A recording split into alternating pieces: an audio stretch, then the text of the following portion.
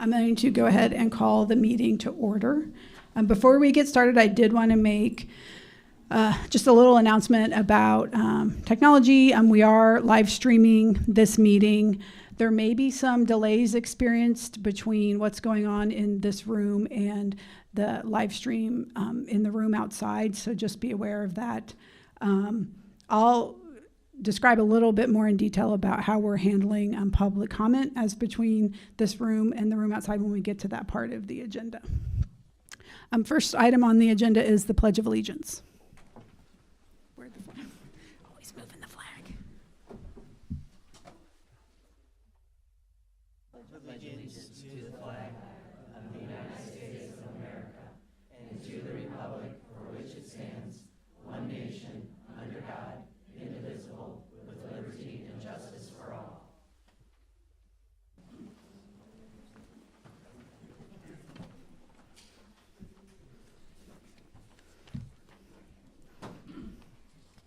All right, up next is roll call. Thank you. Here. Richard Gardner. Bob Smith. Here. Josiah Schmidt. Here. TJ Raines. Stacy Alvarez. Here. Buddy Harden. Here.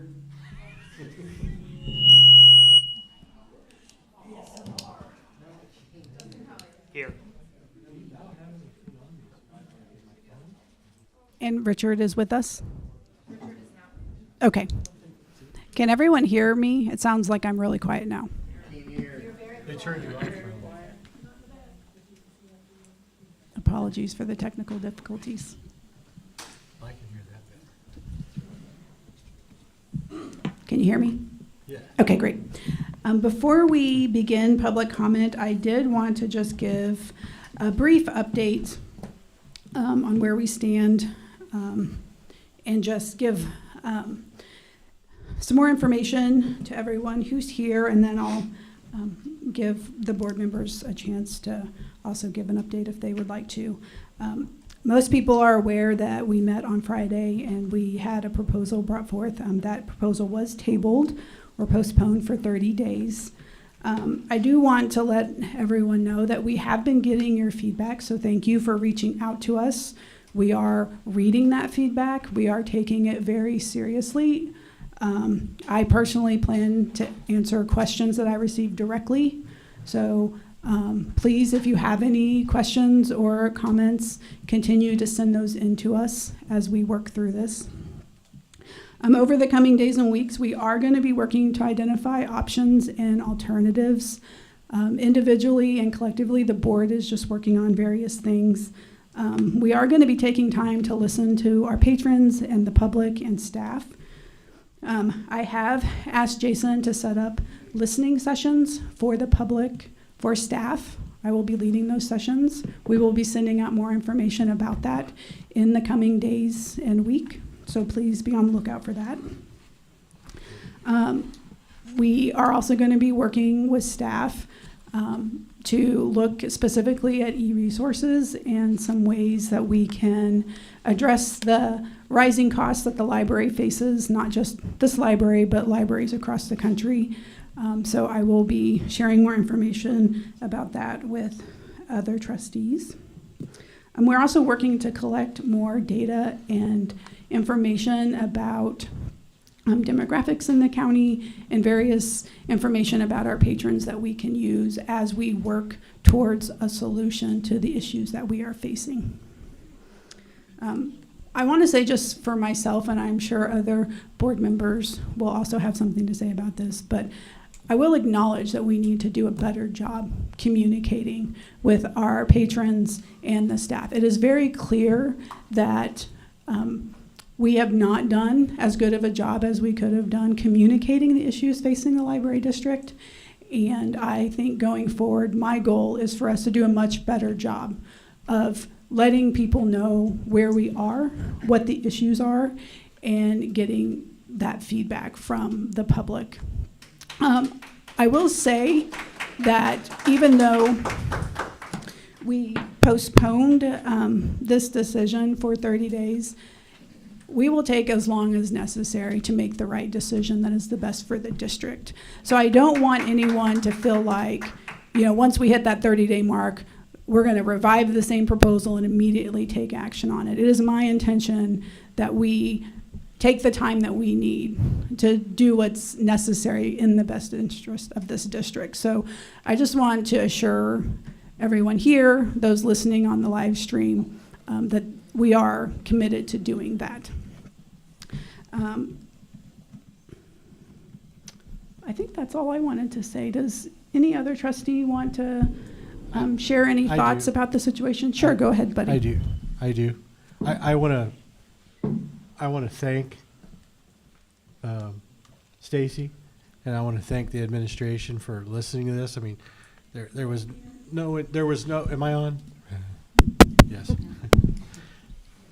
The whole purpose of my comments that night were not aimed at personal attacks. They were aimed at, and I hope it didn't come across that way, but they were aimed at trying to do a better job, and I really appreciate that they've taken this stance to work on that and to try to come up with a better proposal, which I think we can do it if we all work together. And I hope that we can all keep that in mind, that the goal is to work together and to have a resolution, in my mind, resolution to figure out how we keep all three branches open. That's where I would start at and work from there and see if we can do it. And see what kind of pain it may take to do it, or creativity, or whatever. But I think that it sounds like that they're open. We're all open to work together, and I think that's important. I appreciate that they made that statement and took the time to do it. I'm sure it's not easy on anybody to change course on stuff. I understand that. It's not like they didn't. I mean, I know they didn't spend 15 minutes on it. I know they spent a lot of time on it, and for them to recognize that maybe we should go in a different direction, or at least listen and talk, it's a big move, and I appreciate it. So I hope everybody that is supportive of this effort does realize that is a pretty significant change for us and for them, and let's give it the time that they've asked for. I really appreciate that if we don't have it in the 30 days, that we have more time. I really Absolutely. appreciate that. That means a lot. So, and when they say that, I believe them on that. I really do believe them on that. I don't think they're going to say something like that and then change it, like when there's not enough board people here for the vote one night. I really don't think that's going to happen. So, I appreciate that. Thank you. Thank you, buddy. Go ahead, Renee. Thank you. Well, buddy, they are us. That's right. Number one, They are us. we are they. I just want to say that I totally agree with Stacy's sentiments, and as a board, we were fully briefed on everything and all aspects of the branch closings, but we failed as a board to communicate, to provide, input from the public, and, it is important for us to hear what you have to say. So knowing that we can now take a step back and look into those variables, but just know that whatever the outcome is, we will work together with it. Absolutely. Go So, ahead. Building on what Stacy and Renee and Buddy have said, communication is great, getting the word out there, but I think it's a two-sided coin. The other side of that coin is listening. And so one of the things that I regret about, I've spent 2-3 years on the board now, and looking back, I feel that we on the board are too insulated from you guys, from the patrons out in the community, from the staff, frontline staff especially. No disrespect to whoever set up the room, you did a great job, but even looking at the layout of the room, we're physically insulated from you guys. I can see these little faces out there, and I'm glad you're all here. We got our roped off parking spots back there. Last time we had this meeting back Friday, I literally had to park at a business lot down the road and walk down the highway to get here because so many of you guys showed up, which is excellent. That's a good problem to have. But I think that we and the board are insulated in so many ways. This is not an official motion I'm putting forward right now, but Some ideas might include, in addition to the listening sessions that Stacy and Jason are setting up, maybe in every single board meeting, we have 1 or 2 staff members come in and speak with us in such a way that nobody in the administration knows you're here. You can speak with us without any fear of repercussion, and you give us like the real deal about what's going on in the organization. So like hundreds of you guys have reached out to me over the course of the past few days, staff members especially, letting me know some of the challenges that you guys are seeing in the organization. It's really concerning, but like Buddy said, I'm also really optimistic. I support Jason. I think he is a good CEO, and I think if we as the board are able to give adequate direction and management and expectations, I think Jason can be a great CEO. I think St. Charles City County Library can be a great library, but it's going to take a lot of listening, and it's going to take some recalibrating how we're looking at the library as a system. And I'll have more to say about that later in the meeting. Thanks. Thank you, Josiah.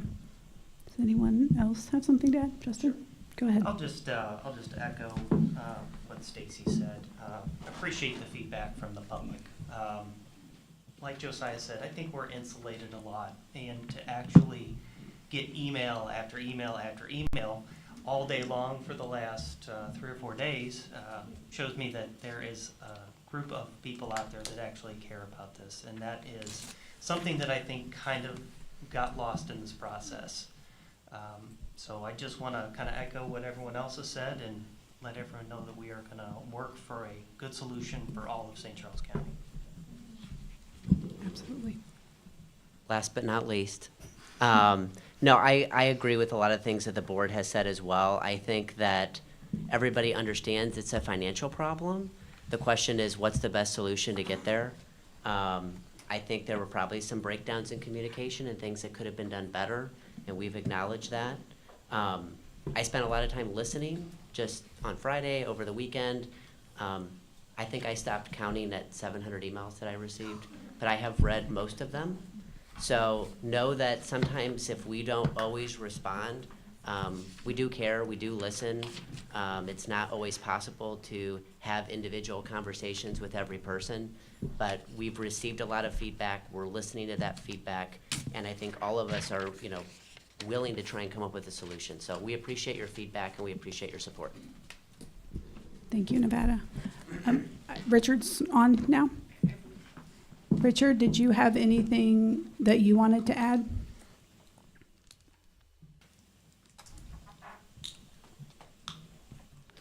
All right, I'll take that as a no. Just to wrap up a bit here, I do think one of the things that is clear to me based on the feedback we received on Friday, but also through the various communications we've received by email, is that the decision, while financial at the forefront, cannot be solely financial. And while I recognize, I'm sure many of you are thinking, why didn't you think about that before now? I think, when we're considering the future of the library district, the financial piece is very important. We do need to be a sustainable district so that we can continue to provide great services that people love, that we can continue to have good staff. But I do think that it is incumbent on the board to work with the community and the staff to encompass other considerations in the decision and not strictly focus on the financial impacts, understanding that we have to make a fiscally responsible decision at the end of the day. And I can't promise you it's not going to be a hard decision. I honestly cannot. I think we all have to make trade-offs every single day in our personal lives, at work, whatever it is we're doing. And the same is true for the district. And so I can't promise you it won't be a hard decision. Some of you may not like the decision that ultimately comes out of this process. But what I can promise you is that we are listening, we do care, and we are going to do better. So thank you. So we are going to just move on to our public comments. Just as a reminder, Our public comment period is 30 minutes. We take comments first on agenda items, and then we move on to other speakers who are here to not speak about something that's specifically on the agenda. Each speaker is limited to 3 minutes. I will call the name of the person who will be speaking first, and then I will also call the name of the person who will speak next. There will be a slight delay in the room outside, so we will make sure that there's a staff person informed out there as to who the next speaker is, so that if you're outside this room, you can make your way into the room to give your comments. Do we have the on-deck chair again? I think so. Okay, so we do have what we call the on-deck chair. It's a place for the next speaker to sit while they're waiting for their turn at the microphone. I would just ask again that as we're going through the public comment, that everyone remains respectful and quiet while the speaker is talking, to give them the opportunity to let us hear their feedback. Please refrain from using any abusive language or harassing language or engaging in that type of behavior during the public comment period. Just a reminder, as a general rule, the board doesn't respond directly to comments when they are given. That's not an indication that we don't care about what's being said. It's just to help us move through the comments and hear from as many people as we can. The first speaker tonight is Brian Roida. Did you say anything about 30 minutes? Yeah, I did say it's 30 minutes. I would make a motion to extend the time from 30 minutes to Yes. something longer. So it is 30 minutes. Second. I'd like to make a motion to extend the public comment period from 30 minutes to 1 hour. A second, or we co-seconded. So we have a motion to extend the public comment period from 30 minutes to 1 hour. That motion was made by Josiah and seconded by Buddy. Any discussion or questions? All those in favor say aye. Aye. Aye. Aye. Any opposed? All right. Thank you, Richard. So our public comment period will be 1 hour this evening. Each speaker will still be limited to 3 minutes, but the period has been extended to 1 hour. Sorry about that, Brian. Your time did not start yet. You may go. Good evening. When I spoke to this library board in January, among other things, I said this library staff deserved massive raises. The proposal on the agenda, 24-31, regarding a new library schedule, is a start, and I appreciate the library's time to focus on it, but I also don't believe it's entirely sufficient. This library has seen a lot in this past year. I appreciate Ms. Alvarez's comments on keeping this discussion civil, keeping decent language, because we've seen a lot where that hasn't happened. We've seen slurs here. We've seen slander. How many people have had to endure calls for arrest and violence here? There are people out here, there are people part of this community recording staff, trying to goad them into reacting in a way that will allow them to sue the library. And we're asking all of this. In the current proposal, in the new proposal, we're asking that people put up with that kind of behavior for $15 an hour. Do we really believe that's sufficient? I feel like we're lucky that we have people that are willing to stomach this behavior and come in here day after day to support this community. I'm not saying the board shouldn't approve this pay scale for now, but I do think there should be a next step.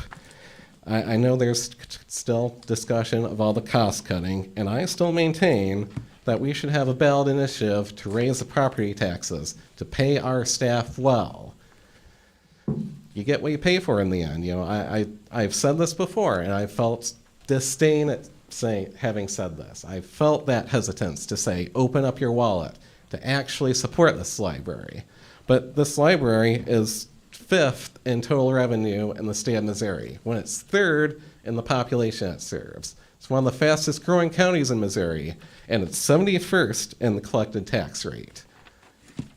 I took my family out to Olive Garden a weekend ago or two. I paid more at that Olive Garden for 5 people than I paid to this library in property taxes for 2023. That's not the value proposition that I feel is appropriate for this library. I think we should be paying more for this. And if we're paying more to support the staff, we can not cut the other resources this library provides. We can keep the additional, we can keep the new branches. We can add more branches. We cannot cut books like I heard someone suggest a little while ago and actually got cheered for. That really bothered me. We can pay for this library without cutting services. I believe in my heart. I know it's hard to open for your wallet to actually meaningfully support it, but I ask that we get the opportunity. I ask that we get a ballot initiative to support this library. Thank you. Thank you. Oh, I realize I didn't call the second speaker, sorry.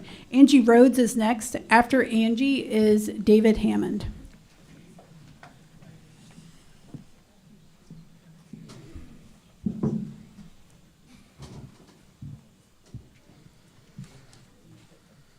Angie may not be in the room, so we'll give her a few minutes.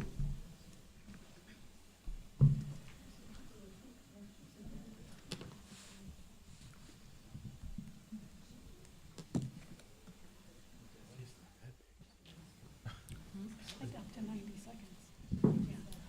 Yeah.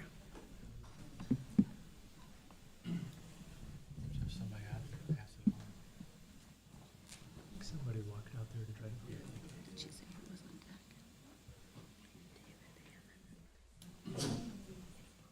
Okay.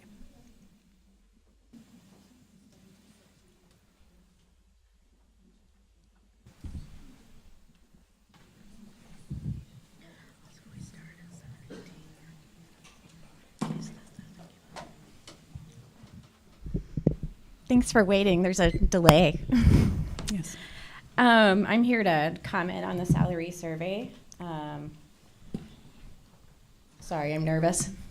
But I am here to share an idea, a way to save costs that is immediate. We could do it right now, and it wouldn't hurt very much at all. We've heard a lot of people say that they are willing to wait a few more weeks for items. Are you guys waiting? Are you willing to wait a few more weeks for items, or is that not true? Okay. Okay. So I used to be one of the collection development librarians. Part of my duties were buying the ebooks. I'm just going to go ahead and read to you what I wrote to the board because I think that'll keep me more organized in my thoughts. First of all, to the board, I want to say thank you for volunteering your time. I know that this last year cannot have been easy. Thank you especially to Josiah for actively listening. I worked for the library from 2004 to 2019, first as a public services librarian out here in the branches, and then, as I said, as a collection development librarian, which is kind of a fancy term for buying books and making sure that your collection looks fresh. I worked under Jason and the two previous directors, Jim Brown and Carl Sandstedt. I was we determined the number of copies to buy based on a hold ratio. This is the number of copies or licenses we have of an item compared to the number of people that have put that item on hold. When I took my collection development job in 2017, our hold ratio was 1 to 6 or higher. So that means there would be one item, maybe 6 people waiting, 8 people waiting, 9 people waiting.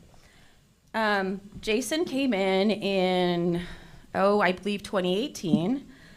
I remember sitting around in a collection development meeting, and our manager said his goal is to take our ratio to 1 to 2. Everybody who's done this job and knows what the budget looks like was like, "Ah." Okay, well, that's not really happening. Okay. So I didn't know what the ratio was now. I was like, what is it now? Okay, so now we're down to 1 to 4. I don't know about you all, but I have more books than I can usually read, and I can wait for those. Hold on, I'm losing my train of thought again. The other thing that I wanted to say is Hoopla eats up a huge amount of the collection budget. All items on that are available immediately. So that's the difference there. There's not a hold ratio, but there is a checkout limit which is 10 per month. When I started, that was 7 per month. Thank you, Angie. Your time is up. Think Up about it. next is David Hammond. After David Hammond is Kimberly Allen.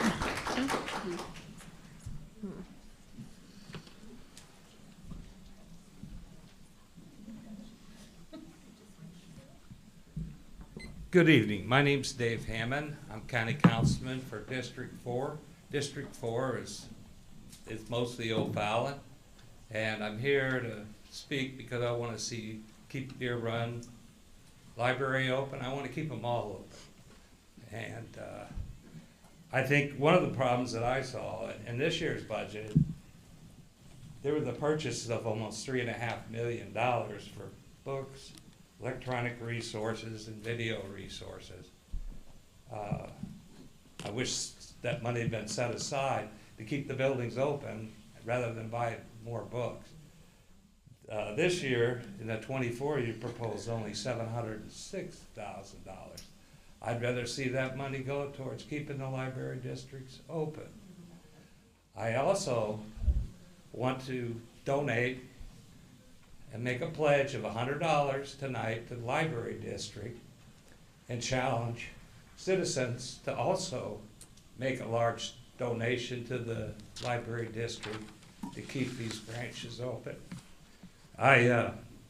If there's any millionaires or billionaires out there, we could really use the money. So whatever you can donate it would be helpful.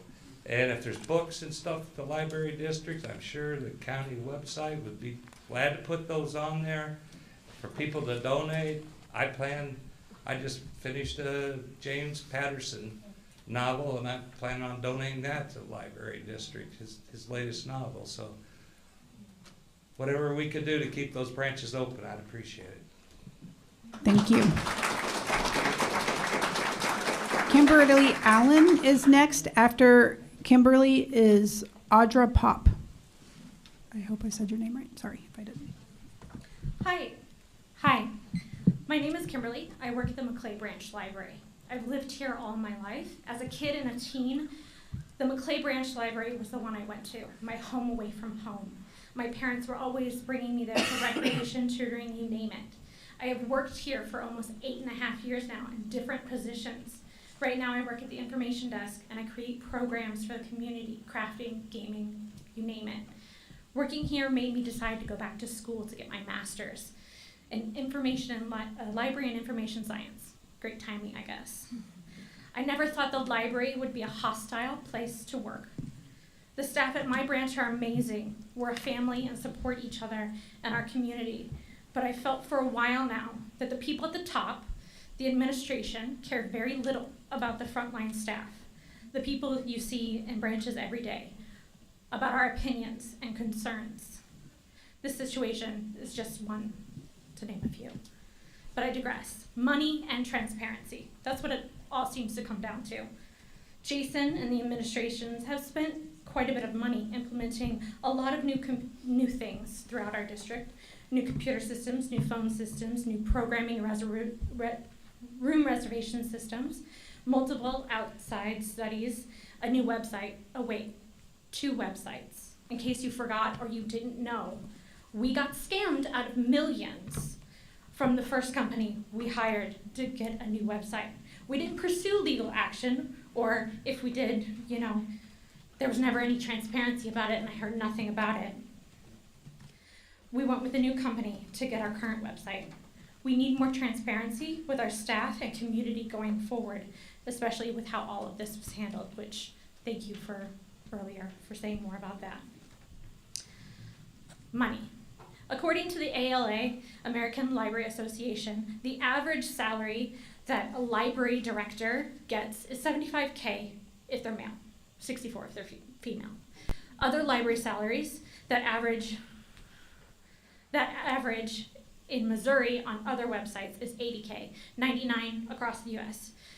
GovSalaries.com, Jason's salary for 2023 was $163K, which is 199% higher than the average, 217% higher than the median salary in our library district. We need to cut costs. How do we cut them? Let's start with admin. We can reduce electronic resource expenditures a bit. There are ways to do that. St. Louis Public Library has a day cap on Hoopla checkouts that they've implemented that has cut costs for them. We can also do that with wait times, reduce the expenditures. We could buy less James Patterson. Instead of 100 copies, maybe just 50. Thank you, Is that my time? Kimberly. Up next is Audra Pop. Again, I'm sorry if I'm mispronouncing your name. After Audra is Adam Bertrand.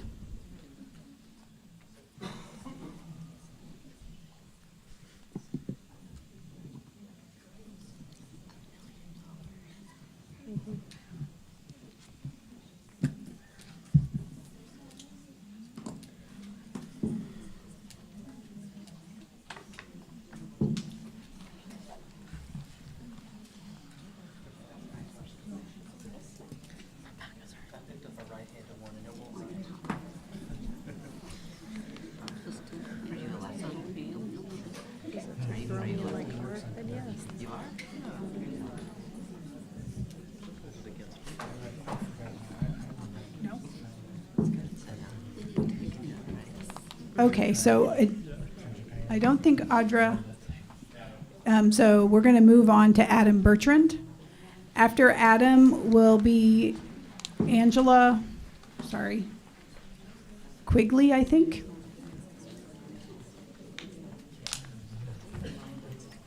Good evening. Thanks for the time to talk. I'm Adam Bertrand. I'm a resident whose family frequents the library. I'm also the president of the Franceville School Board, though I'm not here tonight representing them or speaking on their behalf, just to provide some context.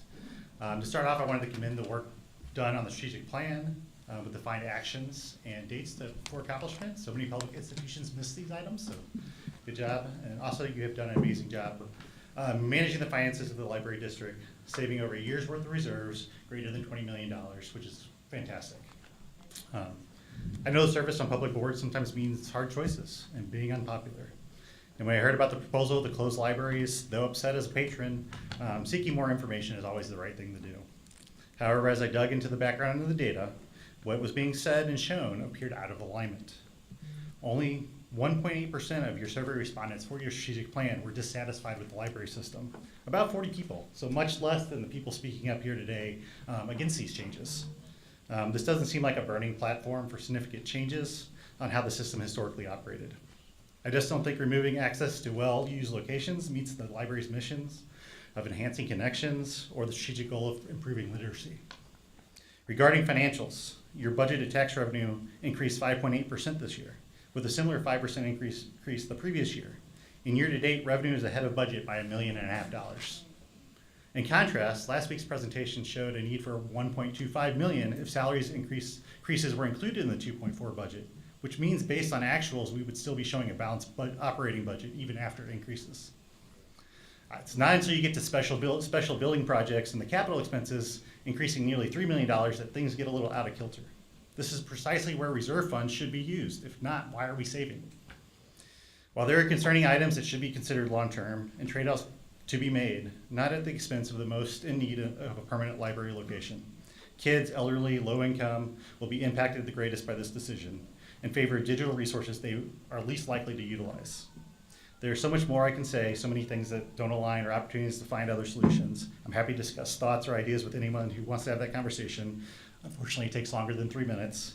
I know there are times when emergency items must be rushed or deadlines met. I'm glad to see this is not the case. And I truly believe that we can provide appropriate pay for our library employees and keep our libraries.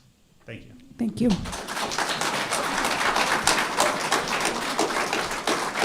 Angela Quigley. After Angela is Danielle Foster. Hi, my name is Angie Quigley, and I'm a parent, and we live near the McClay Library in between McClay and Kisker. We visit those often. First, I would love to just thank Josiah for his engagement with the community.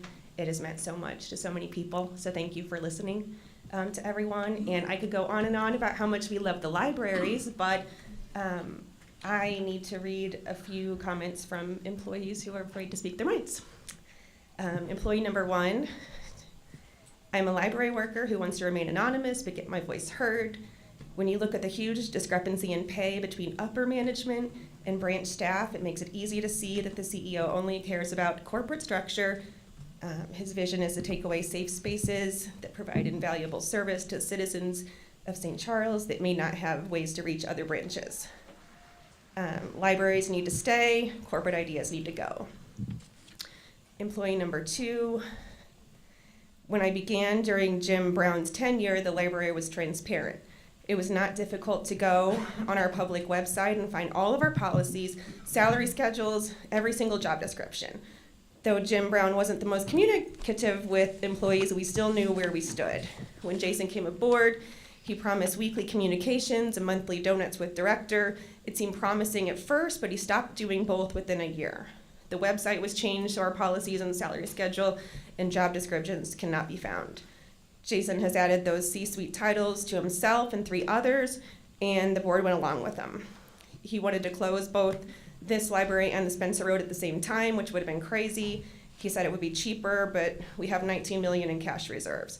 We could easily pay the higher cost to prevent our 2 biggest libraries from being closed at the same time. I'm thankful that the board rejected that idea last fall. The morale among employees has been very low for a long time because he's refused to let vacancies be filled.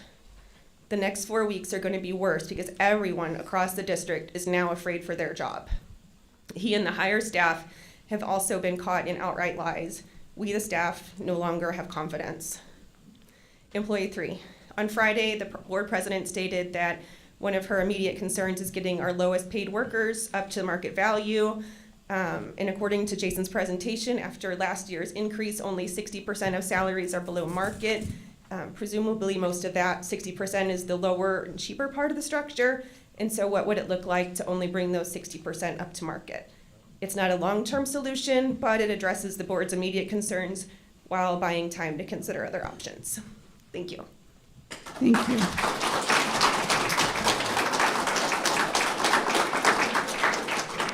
Danielle Foster. After Danielle is Christine Mills.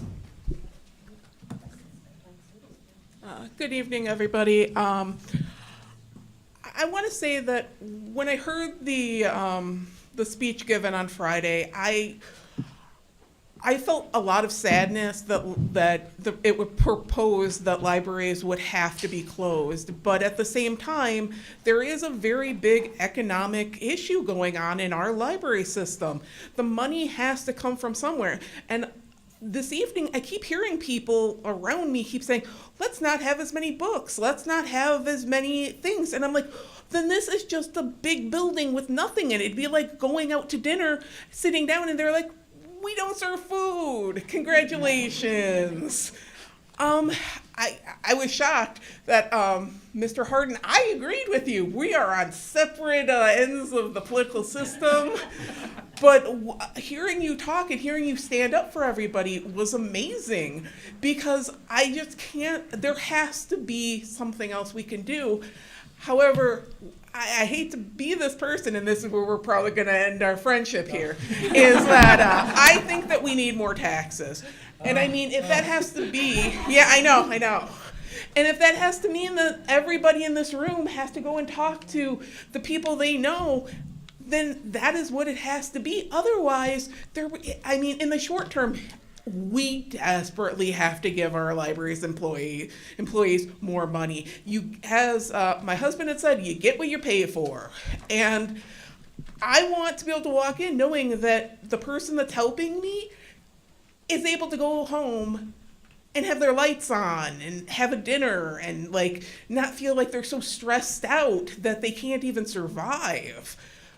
I don't know where that leaves us other than, like I said, you gotta stick your hand in your pocket and pull out some money. And that, I know none of us like to give up our money, but it really needs to happen if you want these buildings to stay here and have qualified individuals serving you day in and day out. Thank you. Thank you. Christine Mills. After Christine is Julie Jackson. Hi, my name is Christine Mills. I am a former young adult and young adult librarian for the St. Charles City County Library. I hope my community and my coworkers accept my apologies for being too afraid to speak sooner. I attended library programs as a child, volunteered as a teen, and worked my first job as a page at the Catherine Linneman Library. 8 years later, I was fortunate to get a job as a professional librarian in the district which I love so much. However, in 2020, my 17-year career as a professional librarian for the district came to an end. How I discovered my position had been eliminated was by reading an article in the Post-Dispatch. I tell this story to demonstrate the absolute lack of care and respect that Jason's employees have come to expect. I have stories about how the decimation of our print collections have affected me as a parent and as a staff member. I hope the board has gotten my emails and had a chance to read those. They illustrate why circulation of materials is down. That is due to poor decisions made without staff input or with blatant disregard for expressed opposition. None of that is why I am here today. I am here as the school librarian from St. Charles Borromeo. I am here because I have students that want to ride their bikes to the Kisker Library this summer. They are scared they won't be able to. I could also talk about how important the public library is to supplement my small school collection, or how important access to neighborhood libraries are to prevent summer slide, but I want to get to their letter. Dear Library Committee, some 5th grade students at St. Charles Borromeo School are writing this paragraph on behalf of the Kisker Road Library, the Maclay Library, and the Deer Run Library. These libraries should stay open for the following reasons. Libraries provide education, technology for people who have none, and a safe space for children. Libraries also reduce stress. As 5th grade students, we know about the everyday stress of homework, family situations, and other reasons. Libraries can even improve reading levels for young children. In conclusion, we and many other students would like these libraries to stay open, welcoming to all, and to continue using the literature, programs, and technology that have always been offered to us. Thank you for your time, and we hope we have convinced you to keep these libraries open. Sincerely, St. Charles Borromeo, 5th graders.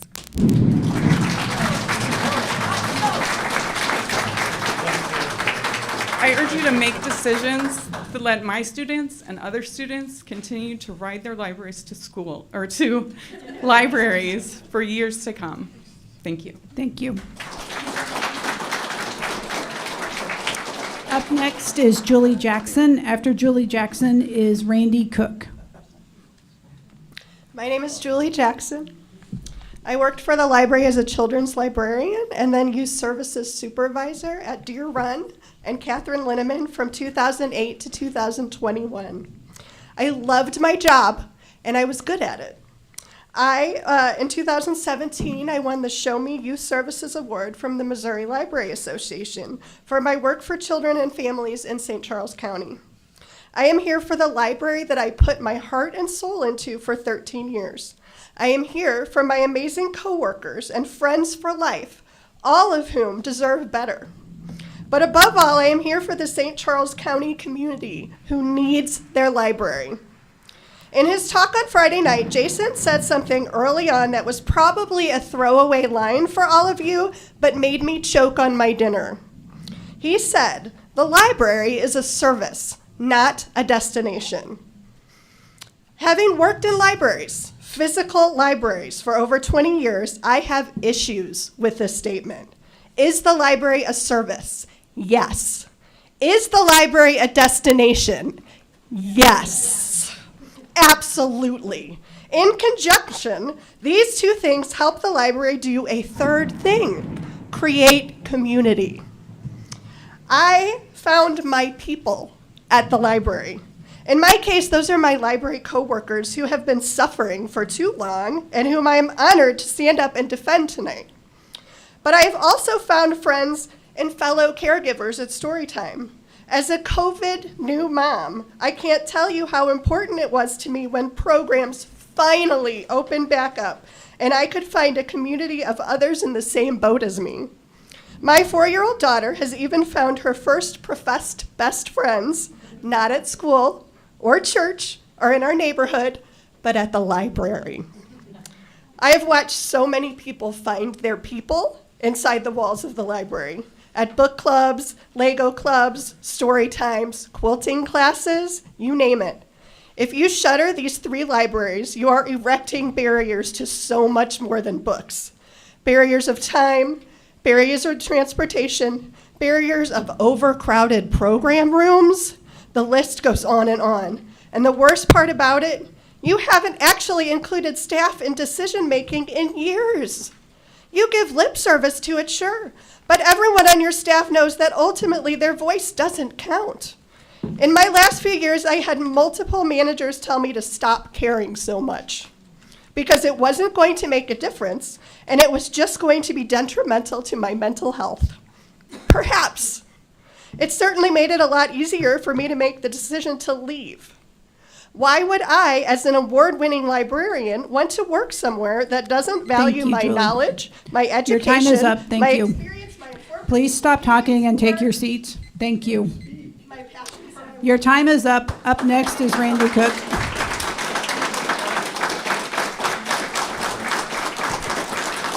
After Randy Cook is David Horvath, or Horvath. I'm sorry if I mispronounced your name. Good evening, members of the board. My name is Randy Cook. I'm a resident, patron of the library, member of the Francis House School Board, and most importantly, a father of 2 young children. I would be remiss if I didn't mention the numerous emails I've received in my capacity as a school board member about this matter. The community cares about it. You're talking about closing 2 branches in the heart of Francis House School District. Our students rely on these branches obviously for books, but for studying and meet-up places as well. On a personal note, I use the Kisker Road branch myself with my children.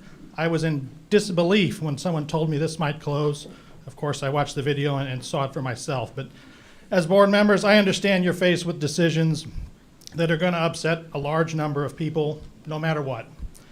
This is one of those decisions, no doubt. I understand the limitations of finances. I really do. One of my favorite authors, Thomas Sowell, very known for one phrase. There are no solutions, there are only trade-offs. There are no solutions, there are only trade-offs. This is so true right now, you will not find a solution to this issue. But trading library branches for more streaming and ebooks is not a good trade-off, in my humble opinion. And in fact, I'm sure I won't be popular for this, but you're spending $60,000 a month for Hoopla streaming, $750,000 a year, then stop it. I'm amazed that library dollars are being used for streaming services. I'll gladly take the trade-off of no streaming and movies so that my kids, aged 5 and 8, have a local branch to browse books and simply learn what a library is. If ebooks are $75, then don't buy them or buy less of them. If people don't want to leave their house to come and borrow a physical copy, that's fine.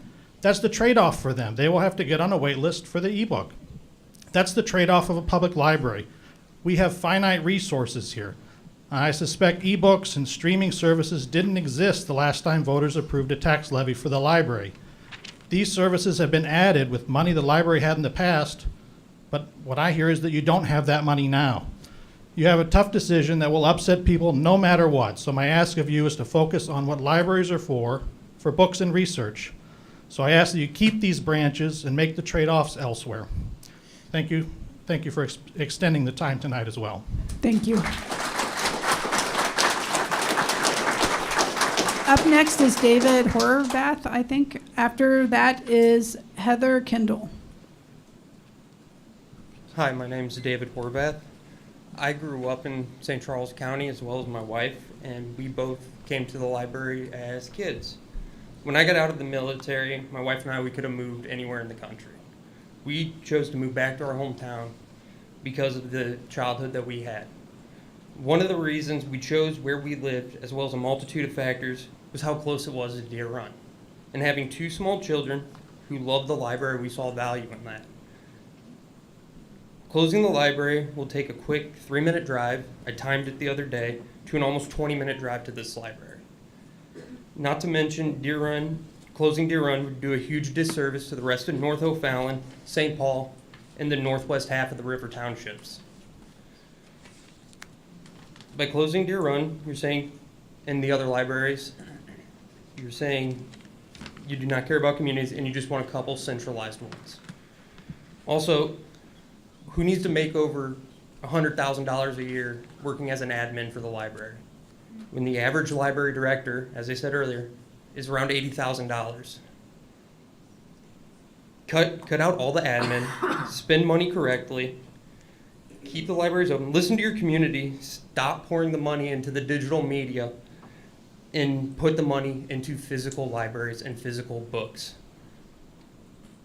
We need a place for children, not another screen for them to look at. Thank you. Heather Kendall. After Heather Kendall is Emily Burns. Hi, everyone. I am actually reading a comment on behalf of Katarine Aborns, age 10, from Lincoln County. She could not stay out this late. It's her bedtime. So, to whom it may concern, I do not think the library should be shut down. I have many reasons why I don't want it to be shut down, but I will just give you a few reasons. First, it has a lot of memories in it, and it helped me get caught up and ahead in reading. It made learning to read enjoyable for me. A lot of people use the library for fun. Some people use it for something to do. Some people still don't have internet at home like me. Kids and teenagers need books for their homework, and libraries have a lot of different stuff to read.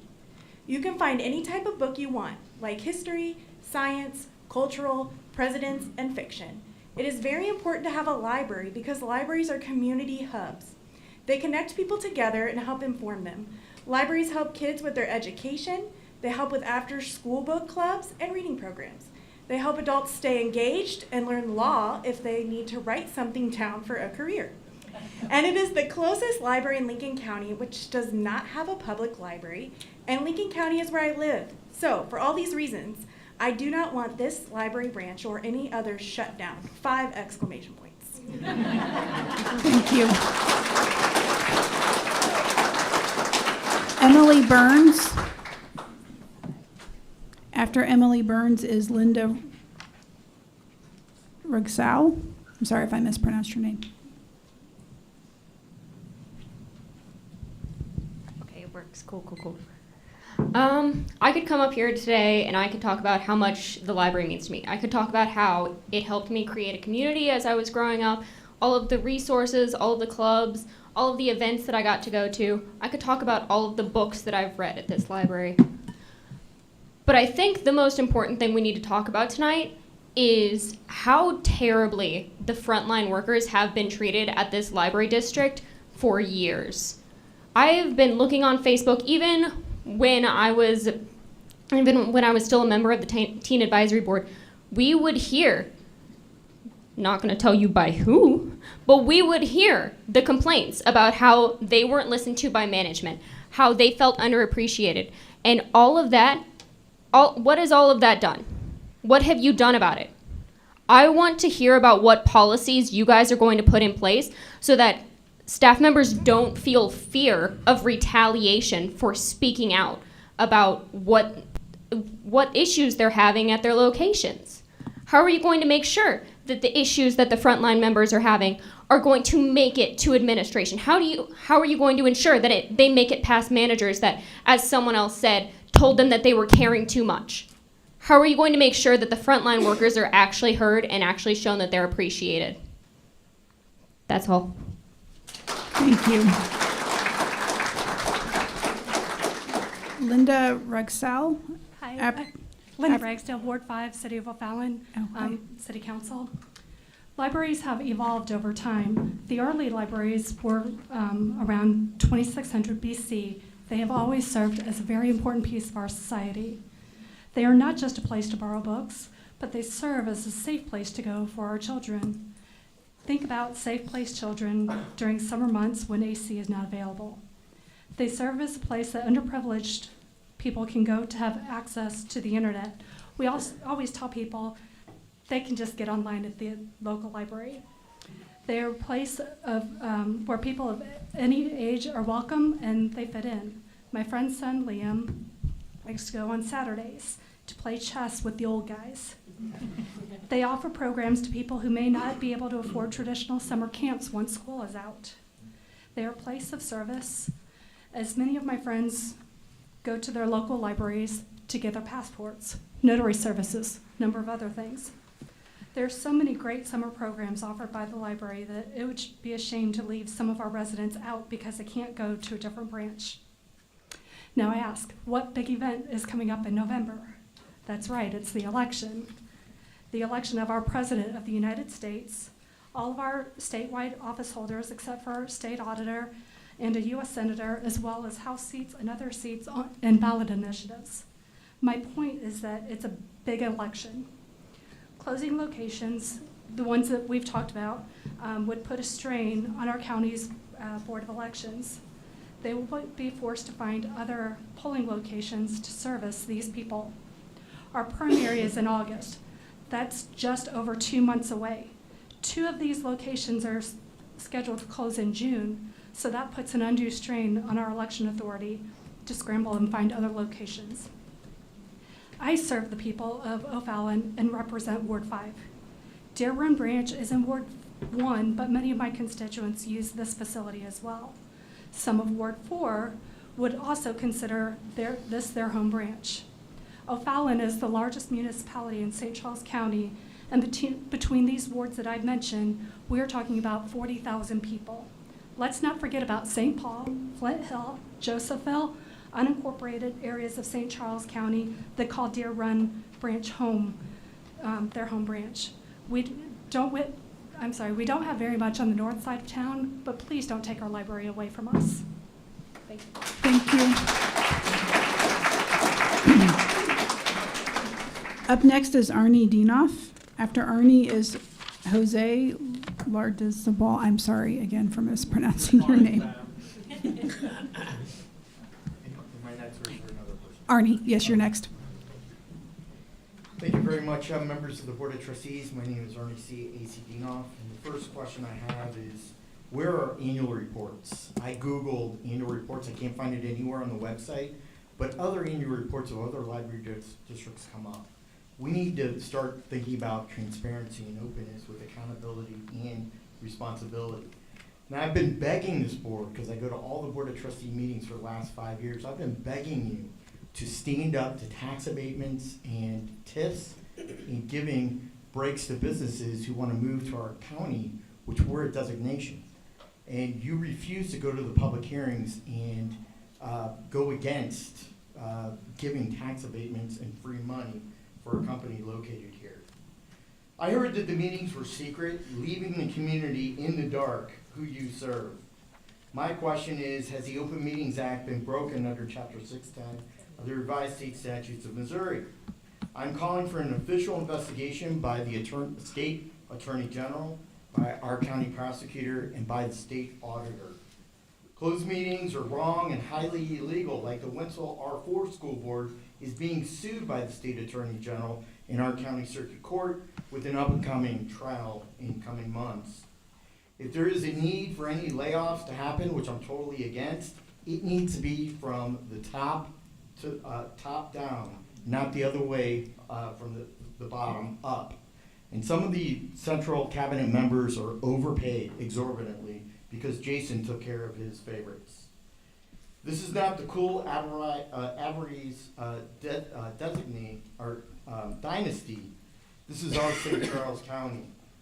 I'm calling upon the State General Assembly and Governor Parsons for a special audit by order of the governor from the special appropriations to do a deep dive audit into our library district.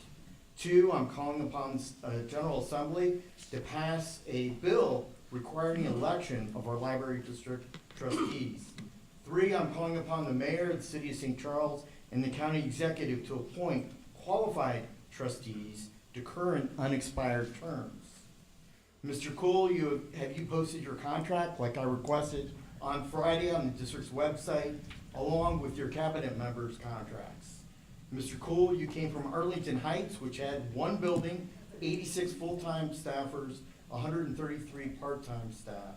Mr. Cool, we have 250 staffers, and morale is at 5%, and you have a ton of work needed to repair the major damages that you've made to staff members' lives and families in our community. You owe our community an apology for the secretness. Mrs. Alvarez, you're Thank the you. Director Your of time is up, Administration for Arnie. the Up next is Lake Jose. Council. Arnie, please take your seat. You don't have to be like a dictator, Madam President. Your time is up. We have protocols to follow, and there are a lot of people here tonight that want to You don't speak. have to be like a dictator. Jose.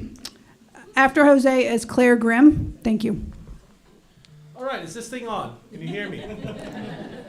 All right, there's the camera. Hi, Frank. I bought 3 gallons of ice cream from Schnucks and I can still button up my top button. Anyway, so my legal name is Jose Sarmiento Lardizabal, but most people call me Dale Ketter. I brought notes this time. So the 3 library branches on the chopping block are within walking distance of several local neighborhoods. This means that people who cannot drive, be it through age or illness or whatever, can still reach that library. This might not seem such a big problem to most of us here because most of us probably drove here, but removing these branches would cut off a significant number of people from a vital resource they depend on. The children, in particular, who frequent these libraries can go there on their own. They don't need to be dropped off by mom and dad and then picked up. They can just go to the library, do some learning, and then walk back home. They have that option instead of letting their minds rot browsing TikTok or playing video games all day long. Yeah. These 3 libraries are rare oases in this boring, car-centric suburban utopia that we live in. These libraries give children practice on how to adult, how to be independent, and how not to depend on mom and dad for everything.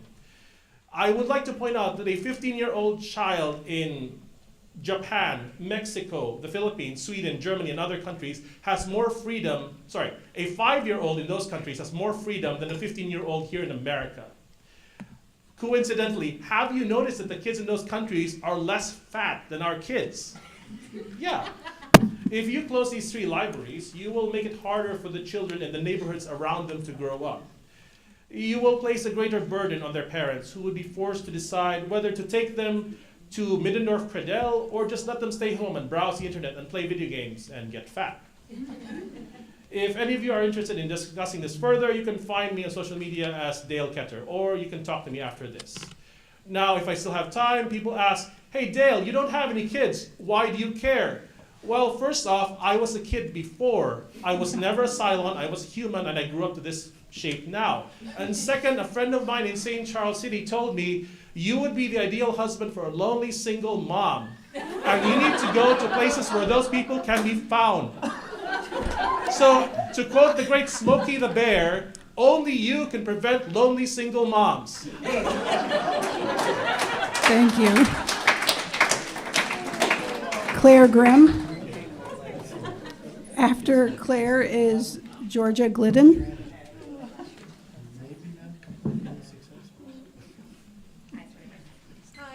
Can you hear me? Hi, my name's Claire. I'm from Josephville. This was my childhood library. First of all, I don't know how to follow up that amazing statement, but that's like following up Beyonce and this kind of a thing. But anyway, so this was my childhood library. This library, St. Charles Library in general, and several locations, but specifically Deer Creek location, it held my Girl Scout meetings that introduced me to my community. It was where my parents took me as a preschooler to engage in my interest in reading and literature. And as it was a slippery slope of falling in love with literature and language and reading and writing, in many ways I can thank the St. Charles County Libraries, and especially Deer Creek, for the career that I have today and my continued love of education, literature, and reading. And as many others that have spoken before me have already pointed out, I would like to reiterate, the library is not just a place with books and movies and maybe some other cool tools you can check out. The library is a vital resource for your community in general, including people that you may not think of because it's not in your own shoes. When you think of our homeless population, people who are struggling to get a job, if they don't have access to the internet, which obviously is expensive, as is everything in this day and age, it's a vital resource to, one, connect with other human beings instead of being alone or isolated. And if they are seeking employment, where else can they find free internet, free advice from our lovely providers and our first line workers here at the libraries? And as well, and not just children, but adults and everybody else who are struggling to access resources that are otherwise expensive and unattainable, especially in today's economy. And I'd also like to point out that, as I'm sure everybody in this room is aware of, it seems like any time you leave the house these days, you have to spend at least $40 no matter where you go. Where else besides your local public library can you go, engage with your community, connect with fellow human beings, find a guaranteed helpful, happy face and voice, and not have to spend anything? That's why we should be enthusiastic to raise our taxes and to contribute to our libraries in any way possible, including in participating in some protests I've heard of, to support keeping these branches open. So again, I would like to thank our frontline library workers for everything you have done for myself and our community over the years, from the day I was born until today, and I encourage the community to follow the call to action to support not only our frontline workers, but to keep the libraries open, and as others have said, if we need to make cuts, start from the top down. Thank you very much. Thank you. Georgia Glidden. After Georgia is Cheryl and Larry Boschert. Hello. Thank you. I was here on Friday night, and I'm back again. One thing I'd like to point out that I did look up in the interim was that there was a facilities plan in 2019. On that plan, the number one thing was to move Corbett Parkway, relocate, and expand it. Also, Deer Run was to be renovated, and Kiska Road and McClay to be renovated. How times change. The only thing that corresponds to the current plan is that Corbett Parkway needs to be moved west and be bigger. They were pointing out that the population was moving west, and it has continued to do so, and there hasn't been much help in that way. At that point, Discovery Express was still available in Wentzville. Now there is the Cliff View. It doesn't cover a large area, and since there's nothing but Cliff View in the western part, perhaps that's why it's very heavily used. I'd like to propose that there is a possibility that COVID has affected some of our thoughts in between. We went through a time when everyone stayed home. We also went through the pendulum swing to the revenge travel of the past few years, and now we're kind of more evening out. I'm hoping that's actually happening in the society as a whole. I'd like to propose that studies done in 22, 23 maybe aren't as accurate as they would be, because we've been, as a society, in a more of an uproar than is necessarily happening now. I think I'd like to say mainly about the salary increase that's on your agenda tonight, about the strategic plan, to stop and breathe. Take a moment, more than a moment, think through it all, restudy it, and move forward with more clarity. Another thing I've noticed in the presentations about you wanted to move forward, not back. The bookmobile was highlighted. The bookmobile is only a token. It isn't a library. When you had an older bookmobile, the best use we had of it was before McClay was opened. It was at the Heritage Square Shopping Center, and publicizing that McClay was going to be there soon. And after that, it was sold. And that's the end. Thank you, Also, I want Georgia. to say I do. Up next is Cheryl Boschert. After Cheryl is Mitchell. Well, unless Cheryl and Larry are commenting separately, in which case Larry is after Cheryl. Mitchell Montaigne, I think.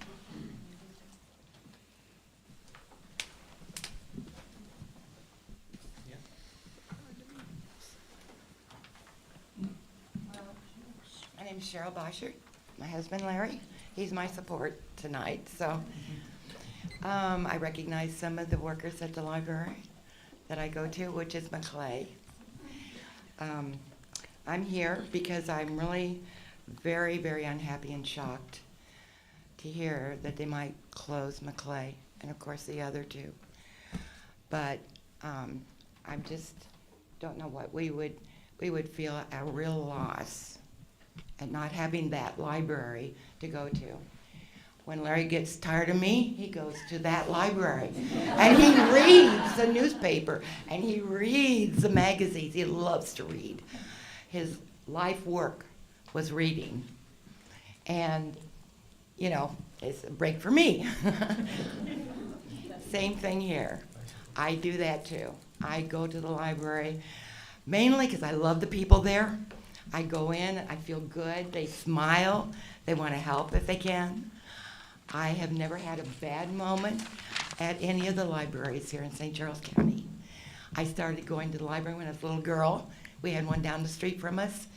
And also, anytime I went on vacation, you know, with relatives, I would go to the library. I'm not a great reader, but I love all the, you know, everything that's in the library. I like to just look at all those wonderful books. I have wonderful books at home. I'm going to donate them. It's time to clean them out. But I really want to say, I'm going to read a little bit here because I wrote quite a bit yesterday when I found out they were going to do this. I had no idea this was going to happen. I guess this is a board up here. We have no way of finding these things out, and that is a crime in my book. We don't have a newspaper. We have to walk around with phones. We have to look at them constantly. And I think that's really wrong. I noticed a little bit of criticism here that nobody introduced themselves when you were speaking at the beginning of this meeting. There has to be a little bit of slowdown, and especially for seniors. We are seniors. I don't see a lot of seniors here tonight, but with seniors really use the library. And so that's why I'm talking, because I am a senior. I want the libraries to stay open. We're 5 minutes away. I'm exasperated, to be honest.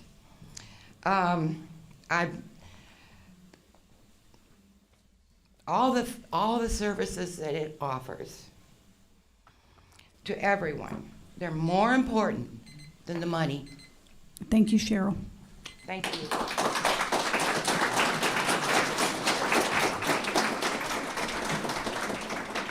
I don't have much of a voice tonight, so I don't know if you can hear me. But I've been a resident of St. Charles all my life. I'm 81. I paid for taxes for a school or for a library district since I ever owned a property home. But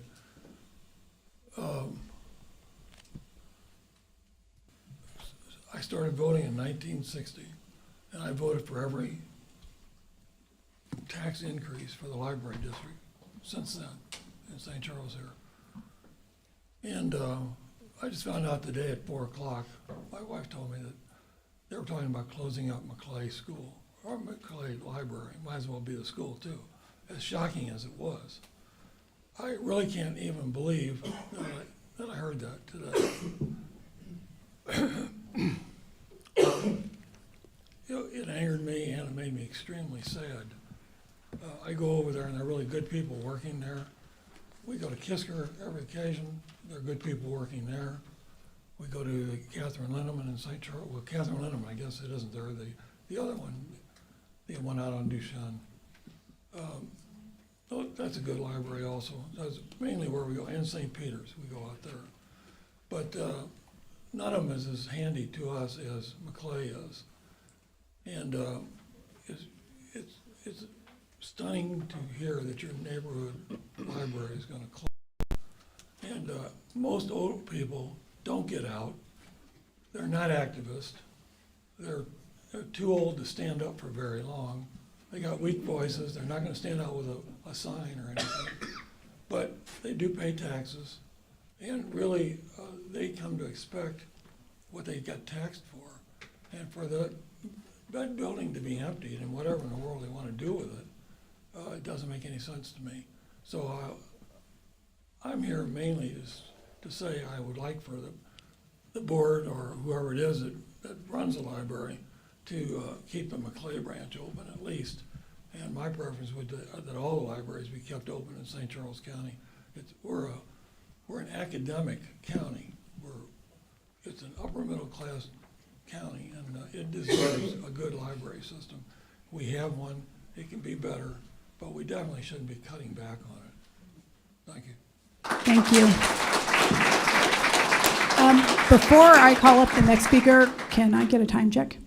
57 minutes. So we're at 57 minutes. Mitchell Montaigne, I'm sorry if I mispronounced your name.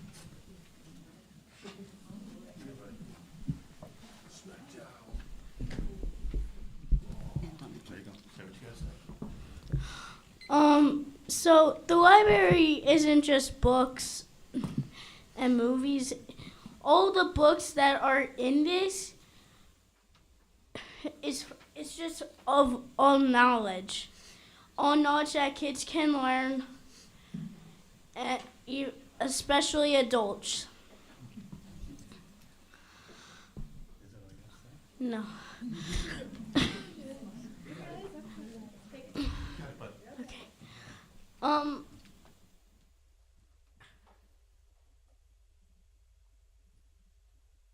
I think the library is very special in its own way. Let the people decide.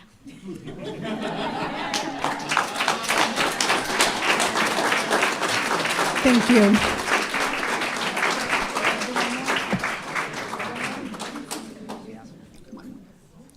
John Moran.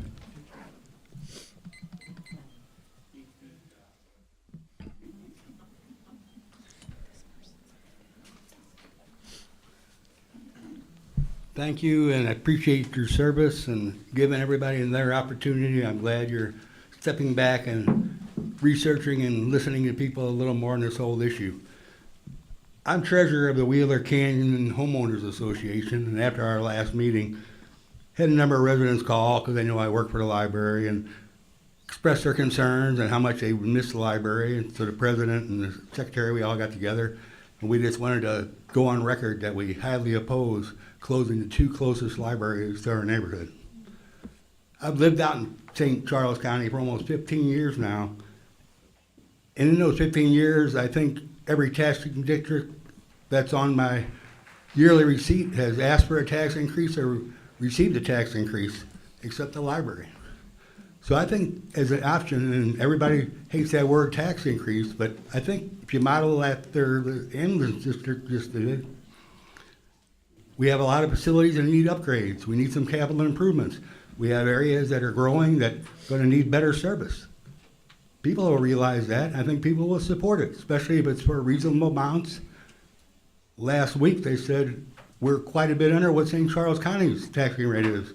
So I think people could recognize the good deal they have, and I think a lot of people will respond to supporting a tax increase.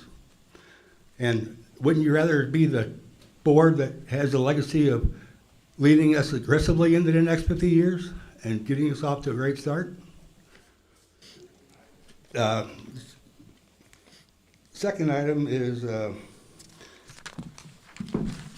I've worked for the library for about 15 years. And I kind of took it for granted, but about 12 years ago, I was lucky enough to go to Ireland. A gentleman that operated the house we were staying at, after I talked to him a while, told him we were St. Charles. He goes, "Oh, my brother lives in O'Fallon. He's retired from TWA. We go visit him all the time." A little later on, I happened to say, "Well, yeah, I work for the St. Charles County Library District." He goes, "Oh, every time I'm with my brother, we go to the Deer Run Library." So when I got home, walked in the library, told the girls, "Hey, I met one of your patrons." Told them, "Oh, Mr. McGillicuddy, he comes in here all the time with his brother." So what he also said, he didn't say, "Man, what great building you have, how many fantastic books you have." He said, "What great people you have." So I think that's something that we always need to remember, is the great people.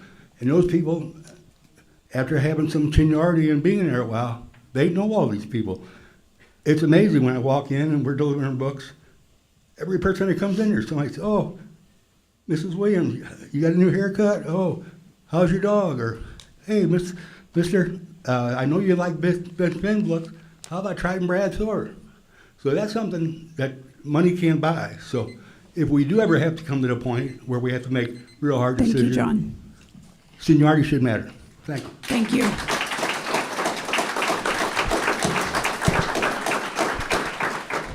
So that concludes public comment for this evening. I am going to take a 5-minute break. So we'll come back in about 5 minutes.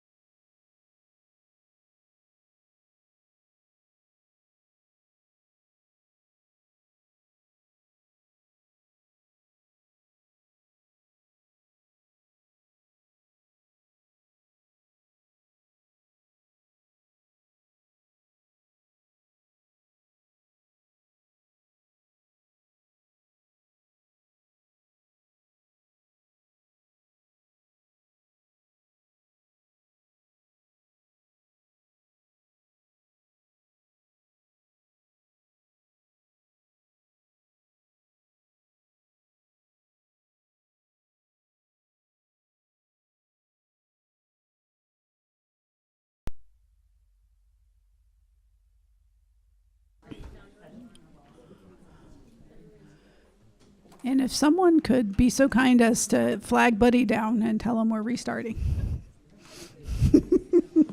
He'll probably hear it on the delay. Yeah, in 2 minutes. Give him a minute. Yeah. Okay. Okay, thank you. Just a moment, please.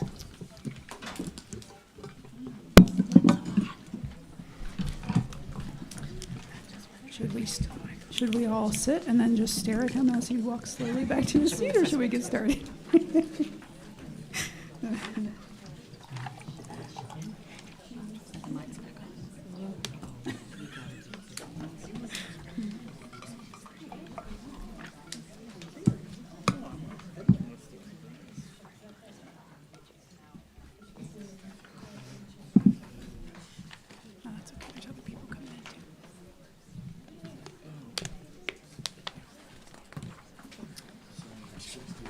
That's okay.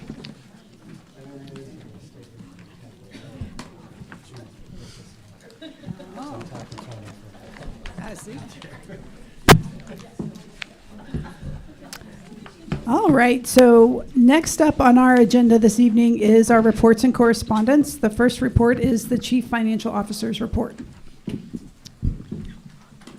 Okay, having concluded April, you'll notice that our revenues are on target. Our emergency connectivity fund program, basically for our additional hotspots, is coming to conclusion. It'll be done in June. Secondly, as far as positive notes in the salaries and benefits, our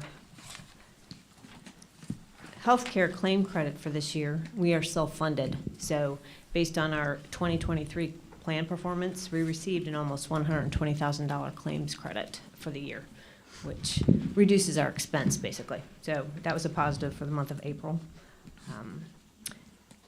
As far as our capital, we are going to be reopening Spencer Road at the beginning of June, and we're transitioning over to starting the capital improvements on this branch, Mid-North Cordell, but that will be fiscal 25. So as far as the expenses, you'll see Spencer conclude in June for the most part, except for the canopy and a couple of the extra items. So those expenses you'll see hit in May and June.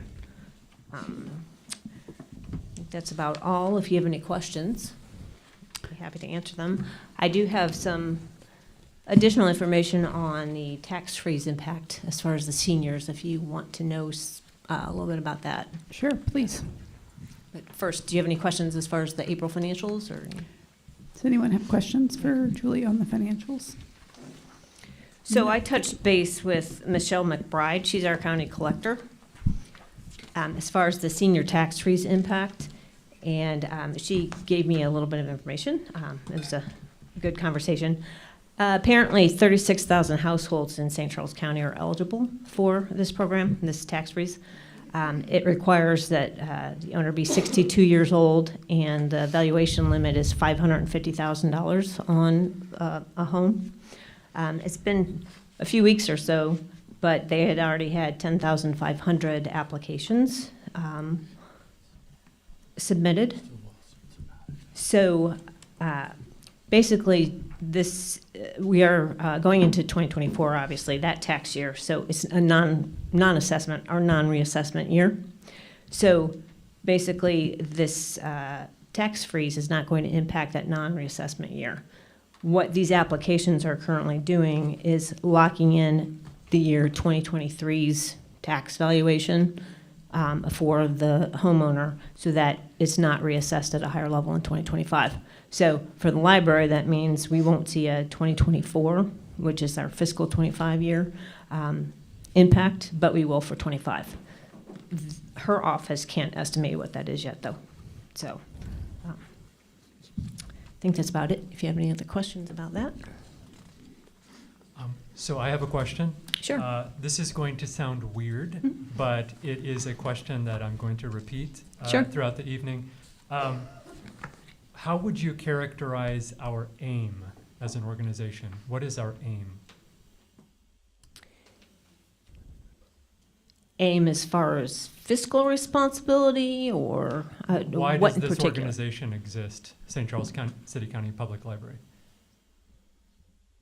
What are we aiming to do? Obviously provide library services to all of our citizens. It covers all of St. Charles County. To So- serve the community? To serve the community, correct. Okay. One other question that I've seen a lot of swirling around is there's still a lot of confusion over the difference between the capital expenditures ledger and the ongoing operating expenses ledger. Could you say something kind of in layman's terms about what the differences between those two ledgers are, why the Spencer and MK renovations are not at fault for the possible closures of the mid-sized branches, why we couldn't, say, cancel the upcoming MK renovations and just move that money into the operating expenses to keep the 3 mid-sized libraries afloat. Just in as, I know you're incredibly intelligent, but in as non-financial professional language as possible, in as layman's terms as possible, maybe. So when you're talking about our operating budget, you're talking about what's coming out of our current year as far as the budget year tax funding.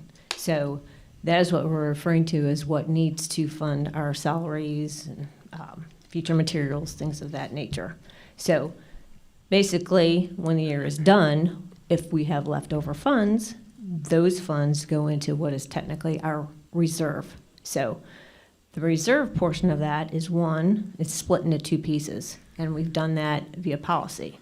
One is our actual reserve, which sits in our general fund, and the other piece is a capital projects fund. So of those extra monies that we've accumulated over the years, we, by policy, have to have so much in the regular general fund as emergency, in case something happens in the district, catastrophically, et cetera, to cover our expenses. And then the other piece is the capital projects, which to date, by board resolution, you've put $3 million into. So that is assigned to that fund. So that's what I referred to when you look at that second page of my summary information as far as the 5-year capital reserve expenditures. It shows the total, projected total out through 2028 of $8 million. So if you notice in the Mid-North Credell piece, that $3 million that's already been assigned is part of that. So we still need to say that an additional $5 million needs to sit in the capital projects fund. And then the remainder of that is sitting as our reserve for emergency purposes. So does that help? So I think so. I hope it does for folks in the audience. I guess for future reference, let's say we, as the board, we allocate a certain amount of money into the capital expenditures column, but then later we decide that we made a mistake and that we should have allocated more towards ongoing operating expenses. Is it possible for the board to move money from the one column to the other? no. So ongoing operating is funded by tax dollars, and therefore we're going into the the process of adopting the fiscal 25 budget, right? That begins July 1. So ongoing, that needs to be balanced. So you could allow that to go into a negative position, but that is operationally, that's deficit spending.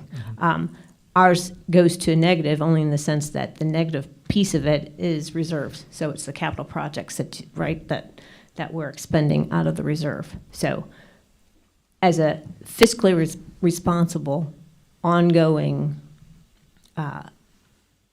approach, and it is required by law that it be balanced, that your expenditures just above the line of capital, right? Our operating expenditures are not to exceed the revenues. Right. So anytime, the fact that we start our fiscal year and we haven't set the tax rate, you all will do that in September.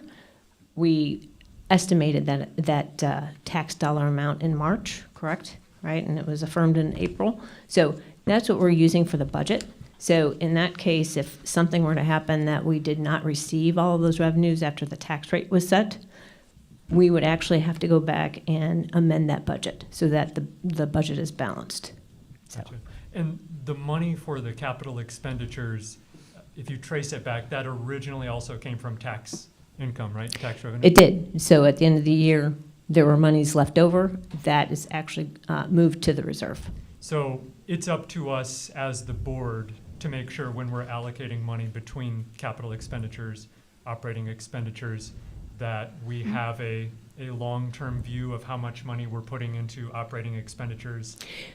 That is correct. Making sure that we don't end up in a situation where 2, 5, 10 years down the road, we put too much money into capital expenditures, maybe for renovations that weren't super duper needed or something, and now, libraries that once were open might need to be closed. So that's the board's responsibility, basically. That's correct. Right. And when you're looking at revenues and expenditures, you need to put something into reserve. So that's why normally you're not operating year to year so that the net of it is zero, correct?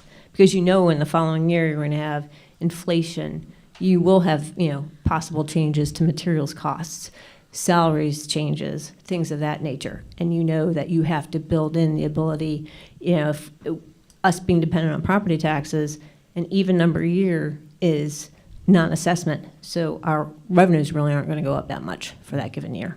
So. Gotcha. So I guess just on behalf of the board, I would like to apologize that we let the finances get into such a situation where we are looking at closing 3 long-standing mid-side branches, and we will have to do better. So if I can just speak to that, because if you look at our financials, I've been with the district 9 years. And just to clarify, I actually was hired by the former director, Jim Brown, and I've always held the title of Chief Financial Officer. So I stepped in, and the person that I assumed the financials from, I thought, given our growth and really what we did with the buildings, did a great job as far as helping build the reserve. And I took it over, and I took it from there. So in that sense, really having to deal with the fact that this district grew so quickly in a very short period of time, I think it made it difficult as far as in the past balancing, okay, we want to build new buildings, what's the quality of that building, that type of thing, what features are built into it. So when we talk about really looking at our infrastructure, that's part of that, really, because the building program happened so rapidly, and here we are now where we have even additional growth in our, west portion of St. Charles County. So again, I've done my best to be, fiscally responsible and a great steward of the resources. And just my team, just what the district has done overall, I think they've done a great job. I mean, we've accomplished a lot in a short period of time. We just have to really just redefine our strategic direction so that we can serve all of the taxpayers of St. Charles County. You guys did the best with the management that we, the board, gave you. And I think, unfortunately, myself included, that management was insufficient in some ways. Yeah.